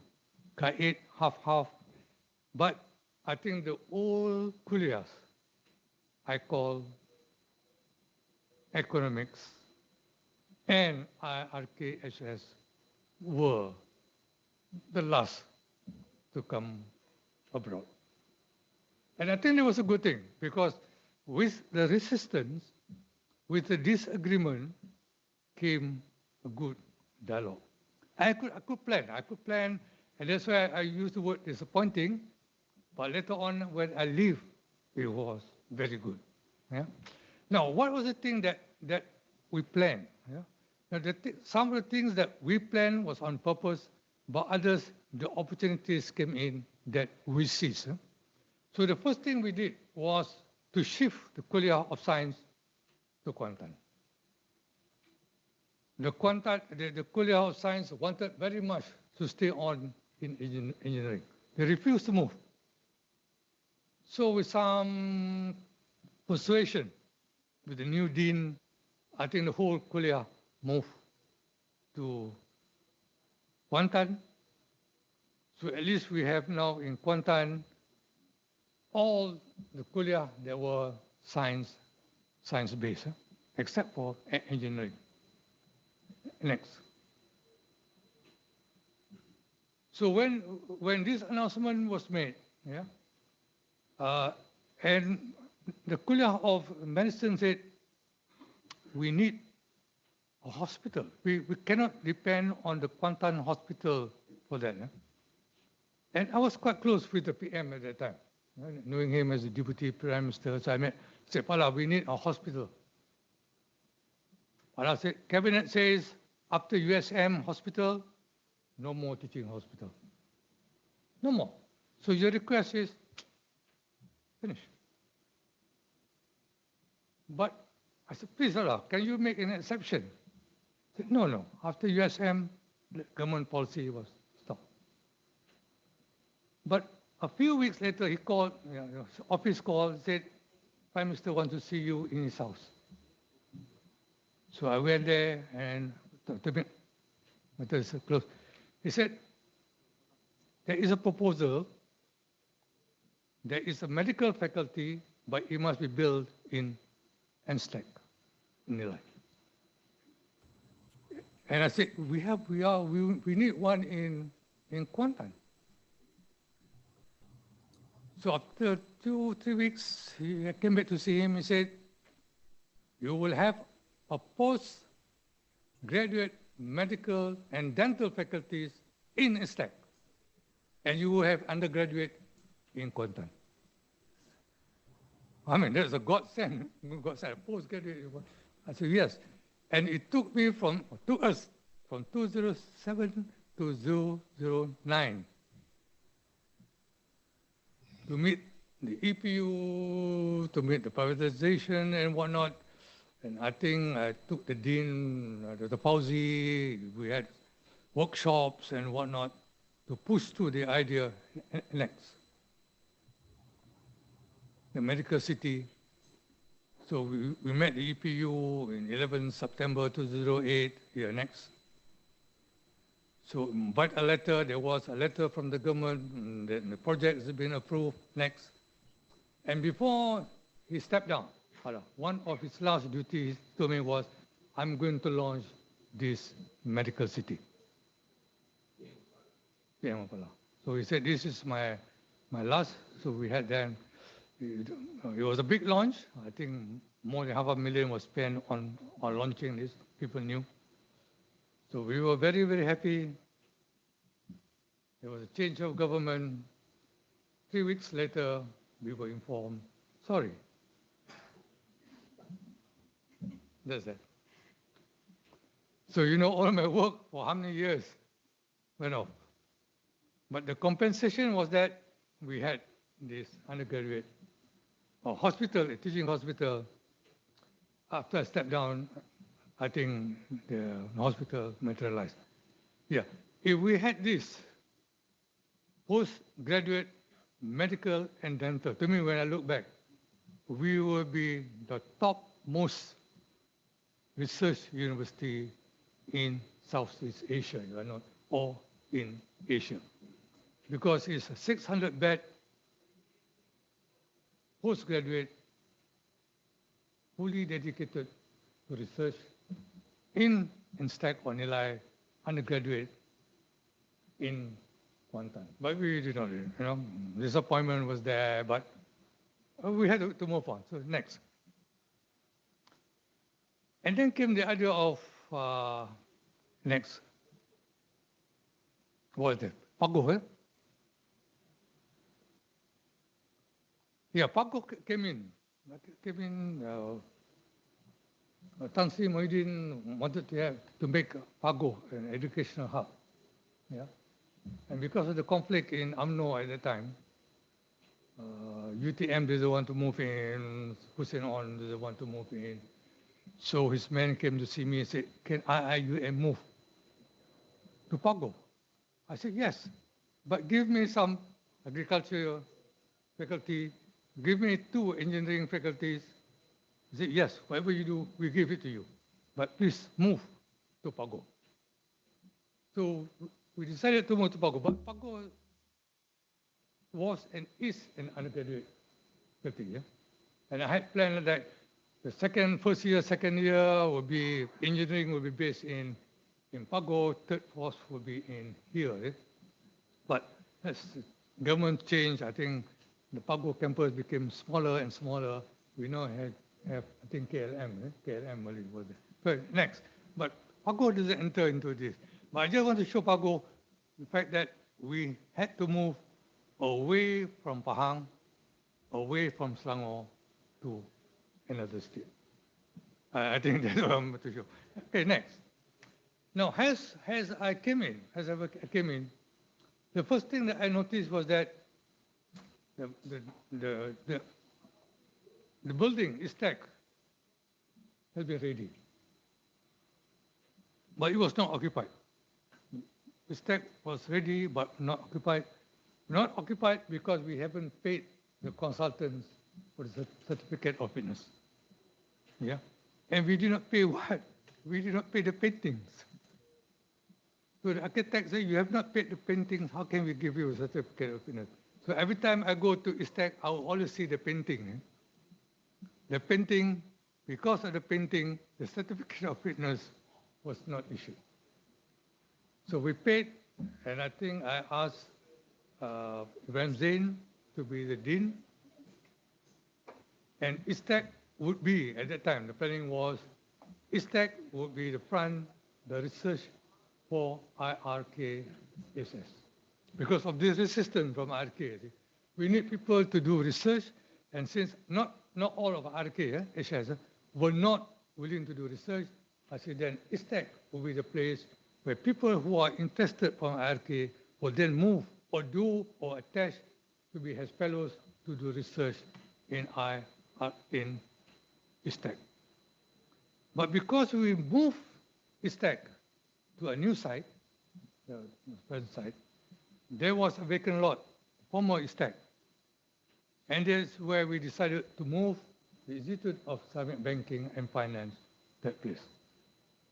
So Institute of Islamic Banking and Finance, I think at the time was the only institute in the whole world to have a campus of its own. Yeah? And we had dreamed that it would be the best Institute of Islamic Banking in the whole world. I remember telling the dean at the time, Associate Professor Rahim, that I would like to see one day that you conduct an Islamic banking seminar in New York to show that we have the expertise and it's worthy enough for Islamic banking to discuss issues of Islamic banking and finance in New York. That was a challenge to him. Eh? Okay, that was the second. The third one, next. This is the next one.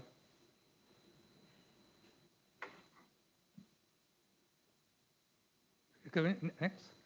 Okay, next. And the third one came by chance, this Institute of Oceanography. Somebody before I think somebody in 1980 or 83, applied for a piece of land. Somebody from IIUM applied for a piece of land. And during my time, the land office rang up and said, we've approved your application. We approved. So majestically, we went down and said, yeah, where's the land? And they showed us a piece of land, which is quite near Kuantan, but a low-lying area. And I said, can you give us another piece of land? And they agreed. That's why we moved to Penang. When we moved to Penang, we say it's about 100 acres of land.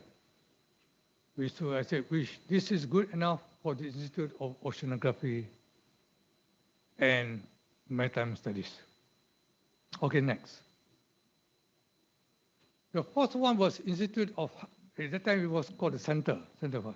Professor Hamza, Professor Dan came to see me and said, I had an idea to have this halal thing. Yeah. I said, where's the paper? He said, I'll prepare the paper. And the second question I asked him, how much? He said, we just need about $100,000. Okay, so he left the room. I called Zailan and said, can you give $100,000 for research? Halal. He said, yes.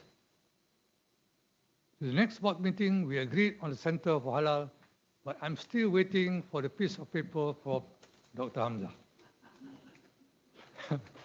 So the Center of Halal became later on Institute in Heart. Yeah, so just colleagues, I just want to show you that besides the idea of the whole university becoming a research university, there will be institutes that spearhead. And these are the postgraduate institutes that we had in mind. These are the postgraduate institutes that people will be there to do research, to teach postgraduate courses, and they will be the contact person for the other academics who are interested to do research. I had to have a core of dedicated researchers at that period of time because the critical mass of researchers in IIUM was not available at that period of time. So you need a core of researchers to push for research to be done before you can get others to be mobilized to join in this research as a research base and has a research university. Okay, next. So besides these institutions, I call it, we also did some changes. Some changes. Besides pushing Dr. Rahim from rectory to the PRO. At the time he didn't understand. But in discussion with him and colleagues in Flamingo, I remember, I told him the idea was for you to give emphasis on research. All other activities are at your whims and fancy, but I want emphasis on the PRO to be on research. Nothing else. I think you can remember that. And you, having come from the rectory, will have a bird's eye view of the campus, where we're heading and whatnot. So that was why I shifted him to the PRO. Now we did some other changes. We did some changes, strengthen the RMC, small grants were to be given, less paperwork, so that we will give small grants for interested researchers who have not done research, but for them to do research. I remember giving Dr. Shukran about 60,000, I think, to do graduateness, yes, to do.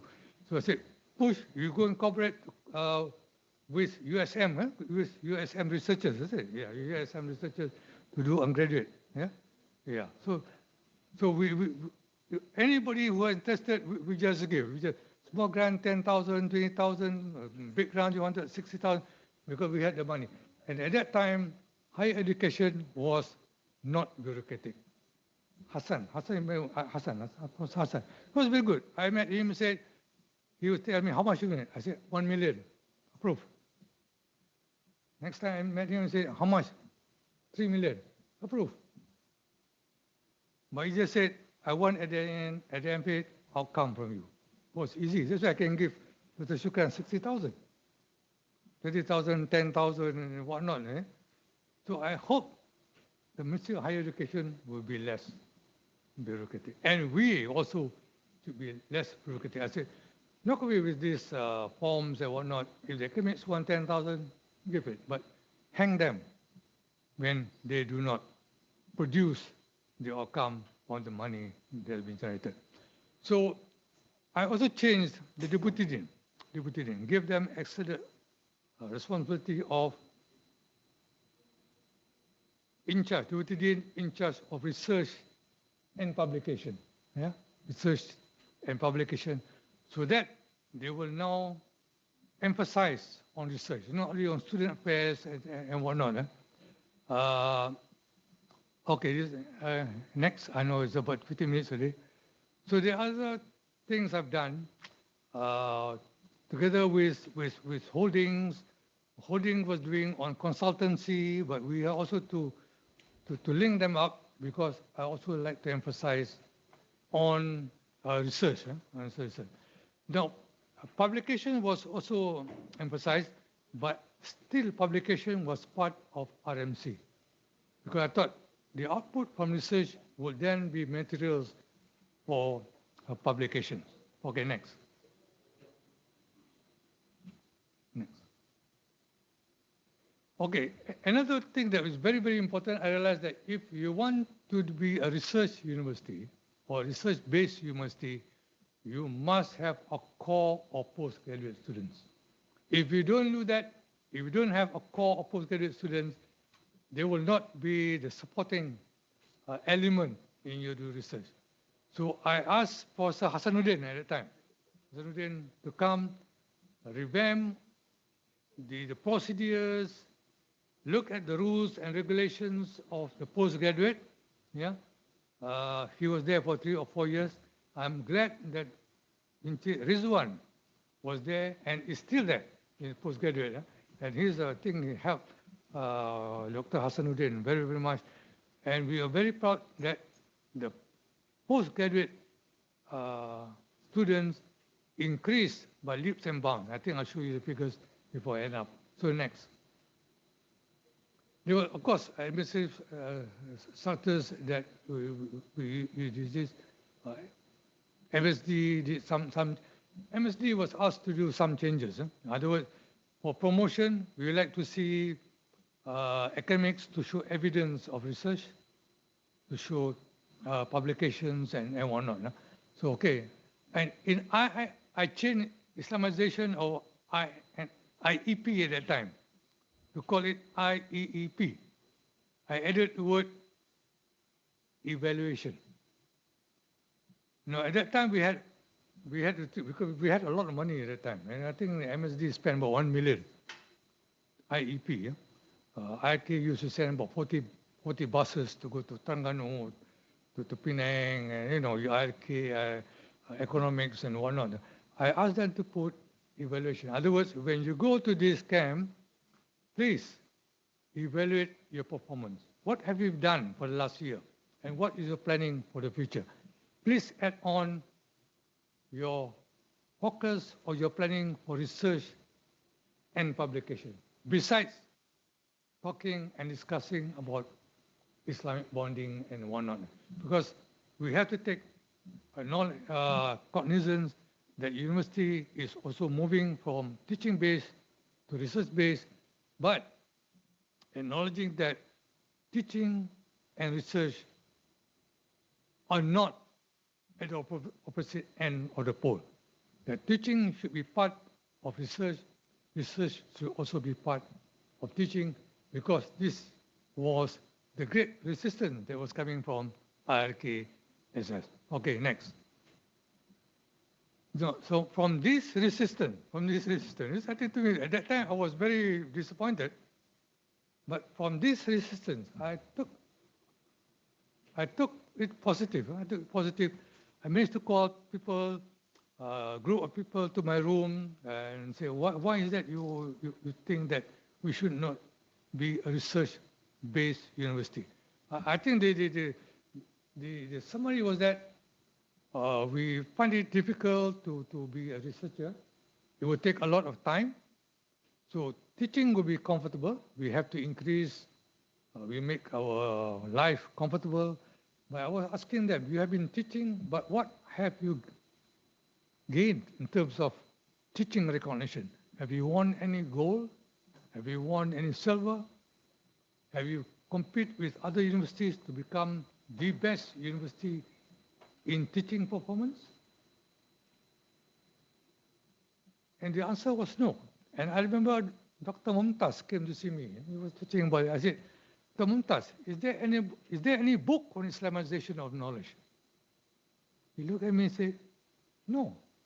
There is no book at that time on Islamization of knowledge. So I gave him a challenge. I said, Dr. Mumtaz, why don't you come up with the first book on Islamization? I think he was very happy with that. He came out with the first book on Islamization of knowledge. I think now we have a lot more on Islamization of knowledge.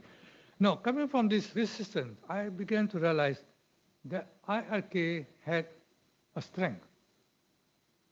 It may not have a strength in doing research, because to them research means empirical research, experimental research.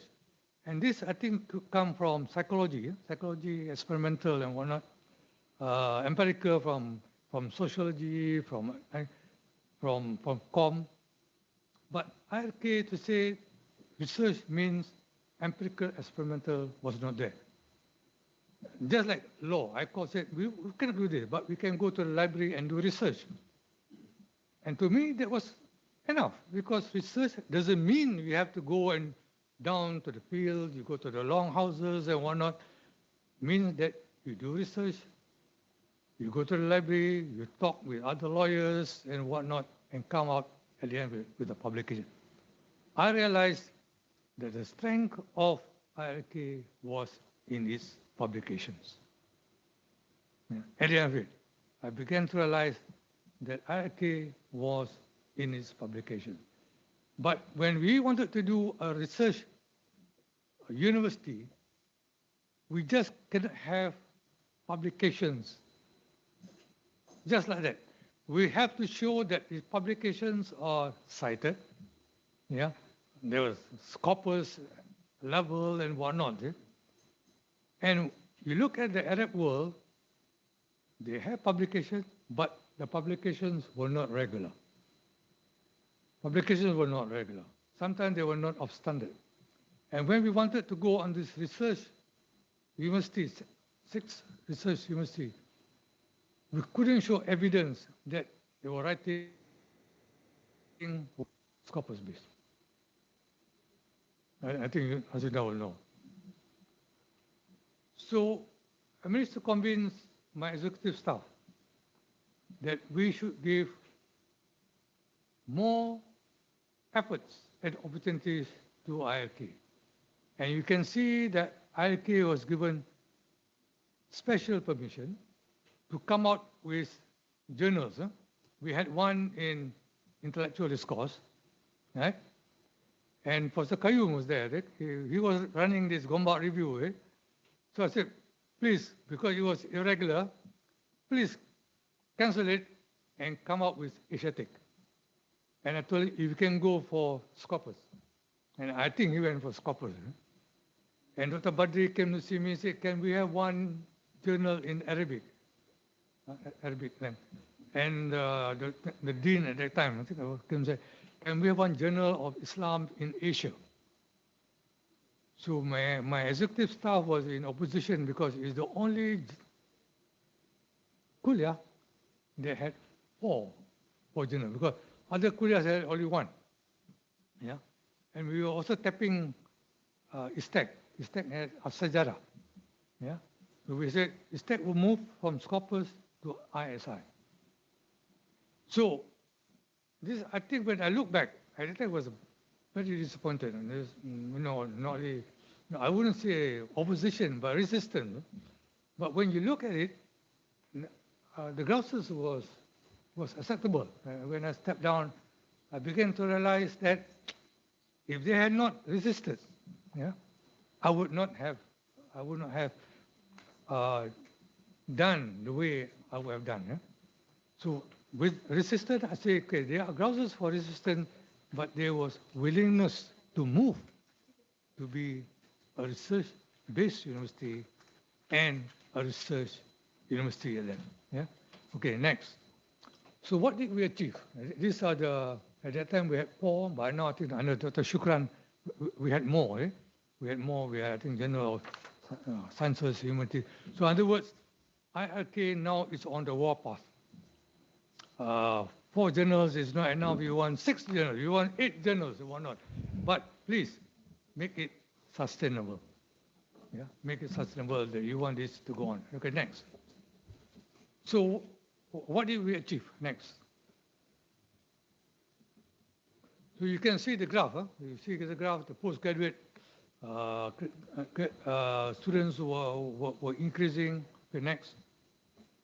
We had grants moving. Thank you very much. Next. Again, research grants was there.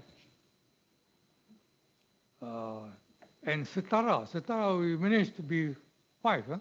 5. First time we 5. We had only few points. The chairman told me, Tan Sri Zul at that time, you need few points to go up to 6. We missed that.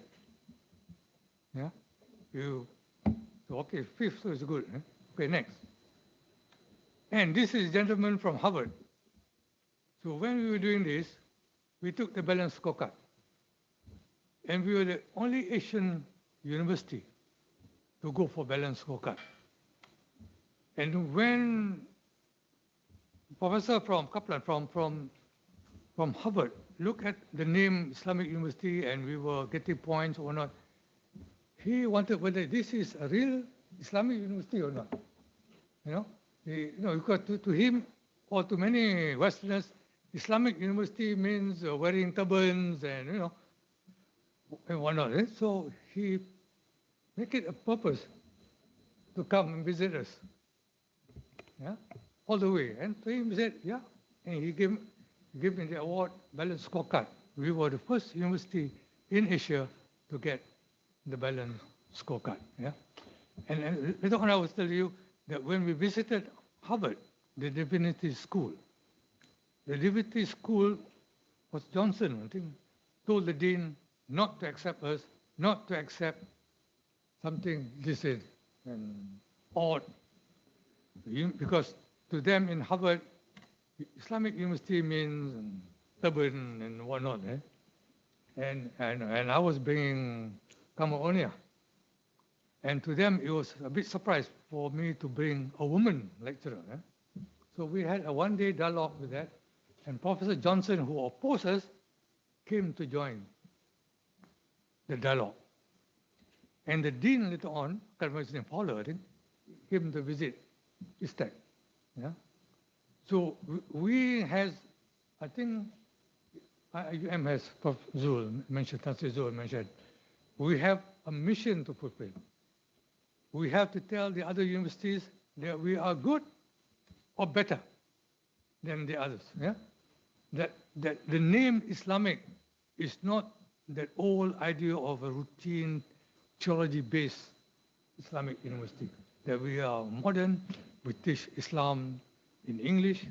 Again, this is another thing. When I went to Saudi, Makkah, Mukarram, I think Shukran was there. The Saudi said, IIUM is not Islamic university. Why? Because we're teaching in English. Teaching in English. Number two, mix. You have engineering, you have medicine, you have, what is this? You mentioned to us. So at that time when I visited, they still don't want to accept us as Islam. So when we attended OIC, that was a problem that I faced. But lucky I brought in Professor Sanu. Professor Sanu's language, Arabic language, was far excellent. And he was been in Saudi for 13 years. So he could, what Kudo would say, goreng. When he speak, in Arabic and French, the OIC members just listen to him. And when I bring later on Sanu and Ramanchik, which is Sangkot, his Arabic was also excellent. Yeah. So this is how we managed to convince the Arab academics that we are good or even better than them. So okay, now I come back. So we managed to tackle Harvard. So we managed to tackle universities in the Middle East. So again, what is it? So the last thing that we did, because I think that there was an opportunity when the session was supposed to move to September. At that time we had our session in June. So in February to September, we had a lot of free time. Yeah. So I hate to see academics not doing anything. So we discussed, and we had the idea of knowledge virtue camp, KBC. And the input came from Dr. Aziz Bagul. Yeah? Dr. Aziz Bagul said, we can assemble all our academics, right? Make it as like a camp. They will discuss research proposal. They will have mini seminars in their own departments, but get everybody to be involved in the few months. And I remember Dr. Farida came to see me and said, you're going to build a big camp, a tent for us to move? At that time, we had no idea of virtual. I said, imagine a camp, but there will be no camp. But there will be a camp like, well, there will be an atmosphere. So next one. So something like this. Next. That there will be something that you just imagine, that you just move around. Other words, for the six months or so, those who have not prepared any papers, will prepare papers. Departments, we have seminars, we have seminars. Faculty who think about international seminars, think about it. And I think we managed to do that and gain the QS standing 450 in 2012. We did not go over it, but we managed to get it. I'm happy that when Dr. Ramah Osman came, she tried to revive this, and I think this is good. But we need space and planning. We need space and planning. So, okay, next. This is the target. Next, this is my last slide. Next. So,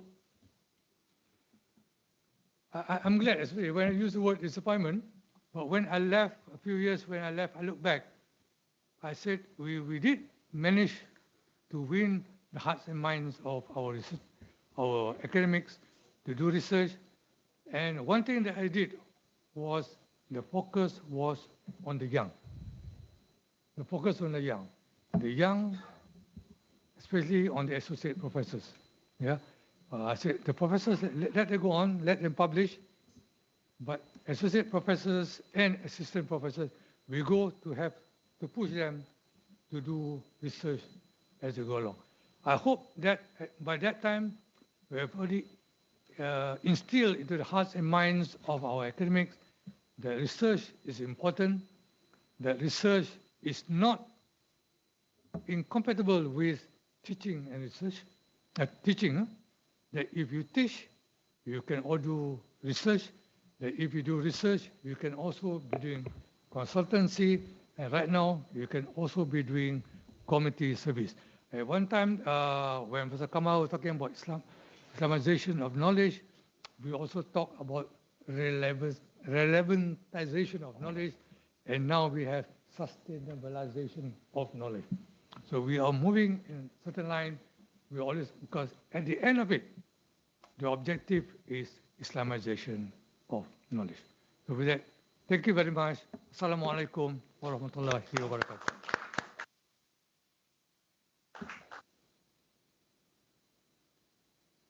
Thank you very much, Datuk Sri, for your speech.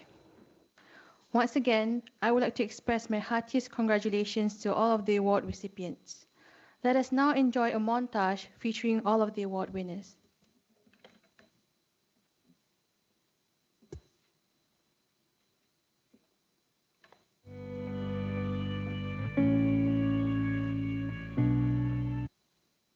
Thank you, Takrim Al-Akadimiyyin. Stay safe. Thank you, Al-Akadimiyyin. Stay safe. Thank you, Takrim Al-Akadimiyyin, and stay safe. Thank you, Takrim Al-Akadimiyyin. Stay safe. Thank you, Takrim Al-Akadimiyyin, and stay safe. Thank you, Takrim Akadimiyyin, and stay safe. Thank you, Takrim Al-Akadimiyyin, and stay safe. Thank you, Takrim Al-Akadimiyyin. Stay safe. Thank you, Takrim Al-Akadimiyyin, and stay safe. Thank you, Takrim Al-Akadimiyyin. Stay safe. Thank you, Takrim Al-Akadimiyyin, and stay safe. Takrim Al-Akadimiyyin, and stay safe. Thank you, Takrim Al-Akadimiyyin, and stay safe. Thank you, Takrim Al-Akadimiyyin, and stay safe. Thank you, Takrim Al-Akadimiyyin, and stay safe. Thank you, Takrim Al-Akadimiyyin, and stay safe. Thank you, Takrim Al-Akadimiyyin, and stay safe. Thank you, Takrim Al-Akadimiyyin. Stay safe. Thank you, Takrim Al-Akadimiyyin, and stay safe. Thank you, Takrim Al-Akadimiyyin, and stay safe. Thank you, Takrim Al-Akadimiyyin, and stay safe. Thank you, Takrim Academia, and stay safe. Thank you, Takrim Al-Akadimiyyin, and stay safe. Thank you, Takrim Al-Akadimiyyin, and stay safe. Thank you, Takrim Al-Akadimiyyin and stay safe. Thank you, Takrim Al-Akadimiyyin. Stay safe. Thank you, Takrim Al-Akadimiyyin, and stay safe. Thank you, Takrim Al-Akadimiyyin, and stay safe. Thank you, Takrim Al-Akadimiyyin, and stay safe. Thank you, Takrim Al-Akadimiyyin 2020. Stay safe. Thank you, Takrim Al-Akadimiyyin, and stay safe. Thank you, Takrim Al-Akadimiyyin. Stay safe. Thank you, Takrim Al-Akadimiyyin, and stay safe. Thank you, Takrim Al-Akadimiyyin, and stay safe.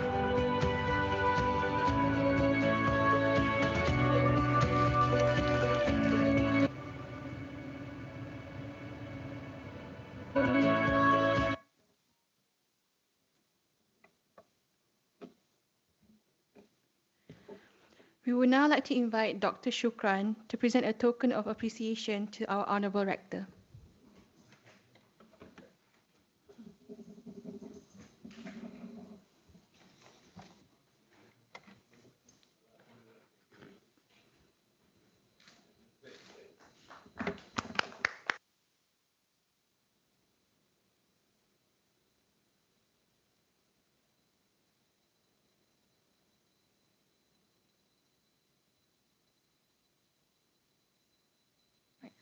Thank you.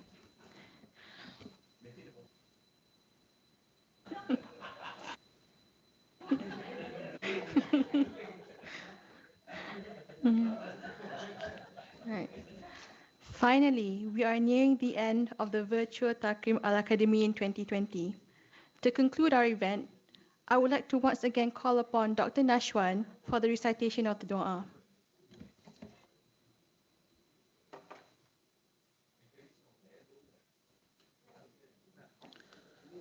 الحمد لله رب العالمين والصلاة والسلام على نبينا محمد وعلى آله وصحابته أجمعين.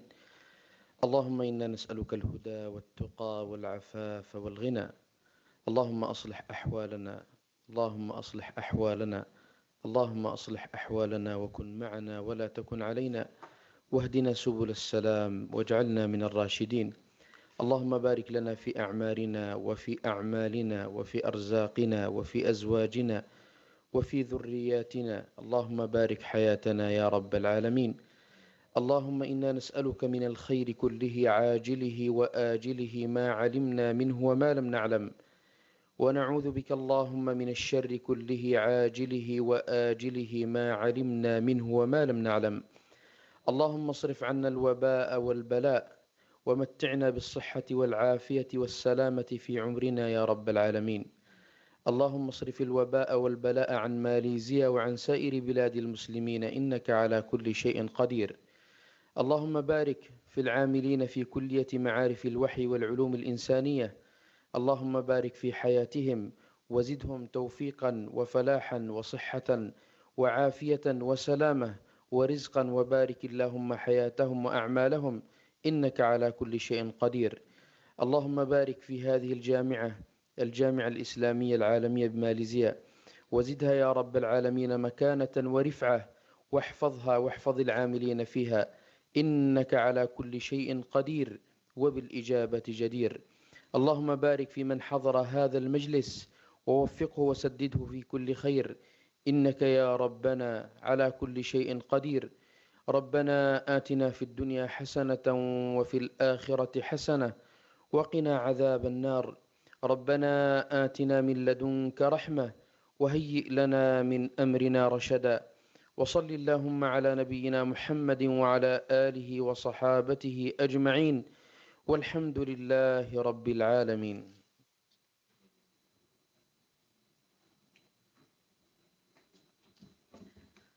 Thank you very much, Dr. Nashwan. We have now come to the conclusion of this year's Takrim Al-Akadimiyyin 2020. Let us conclude with recitation of Tasbih al-Farah and Surah Al-Nas.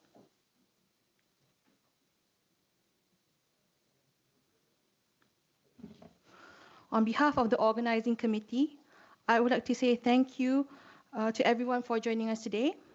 Also, I would like to thank all of the technicians and members of the organizing committee for their tireless efforts in making this event a reality despite the circumstance and the challenges that come with it. For the award winners joining us on Zoom, we will take a screen capture to remember this moment. And for those seated in the Senate Hall, do stay for a photography session later. Thank you. Assalamualaikum warahmatullahi wabarakatuh, and goodbye.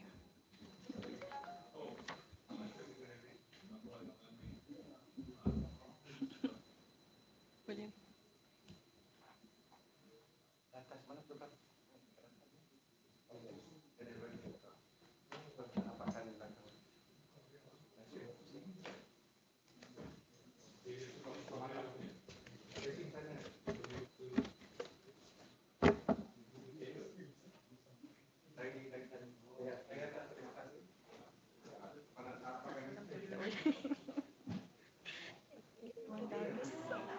No problem. Nanti kalau hiccup here, yeah, it's okay. It's okay. One normal. Great experience. Good. Good.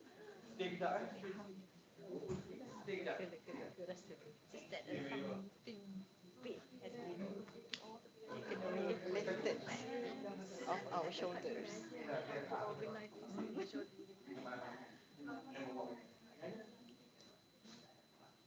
Inshallah, we are looking for you for the future. Yes. Practice makes perfect. And then MC, yes.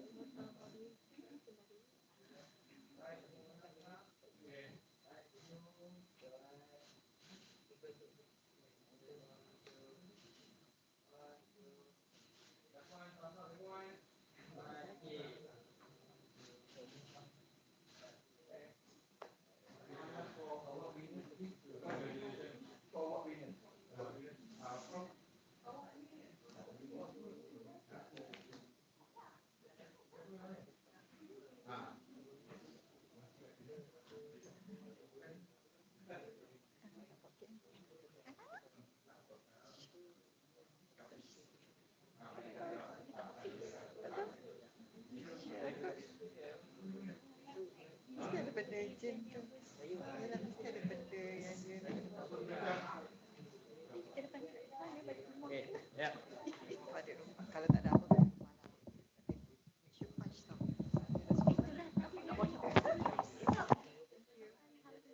Thank you so much, Doctor. Thank you so much for supporting us.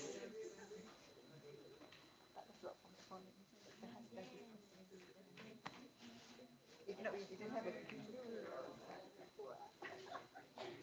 virtual lagi. Tapi virtual conference. InsyaAllah. Alhamdulillah.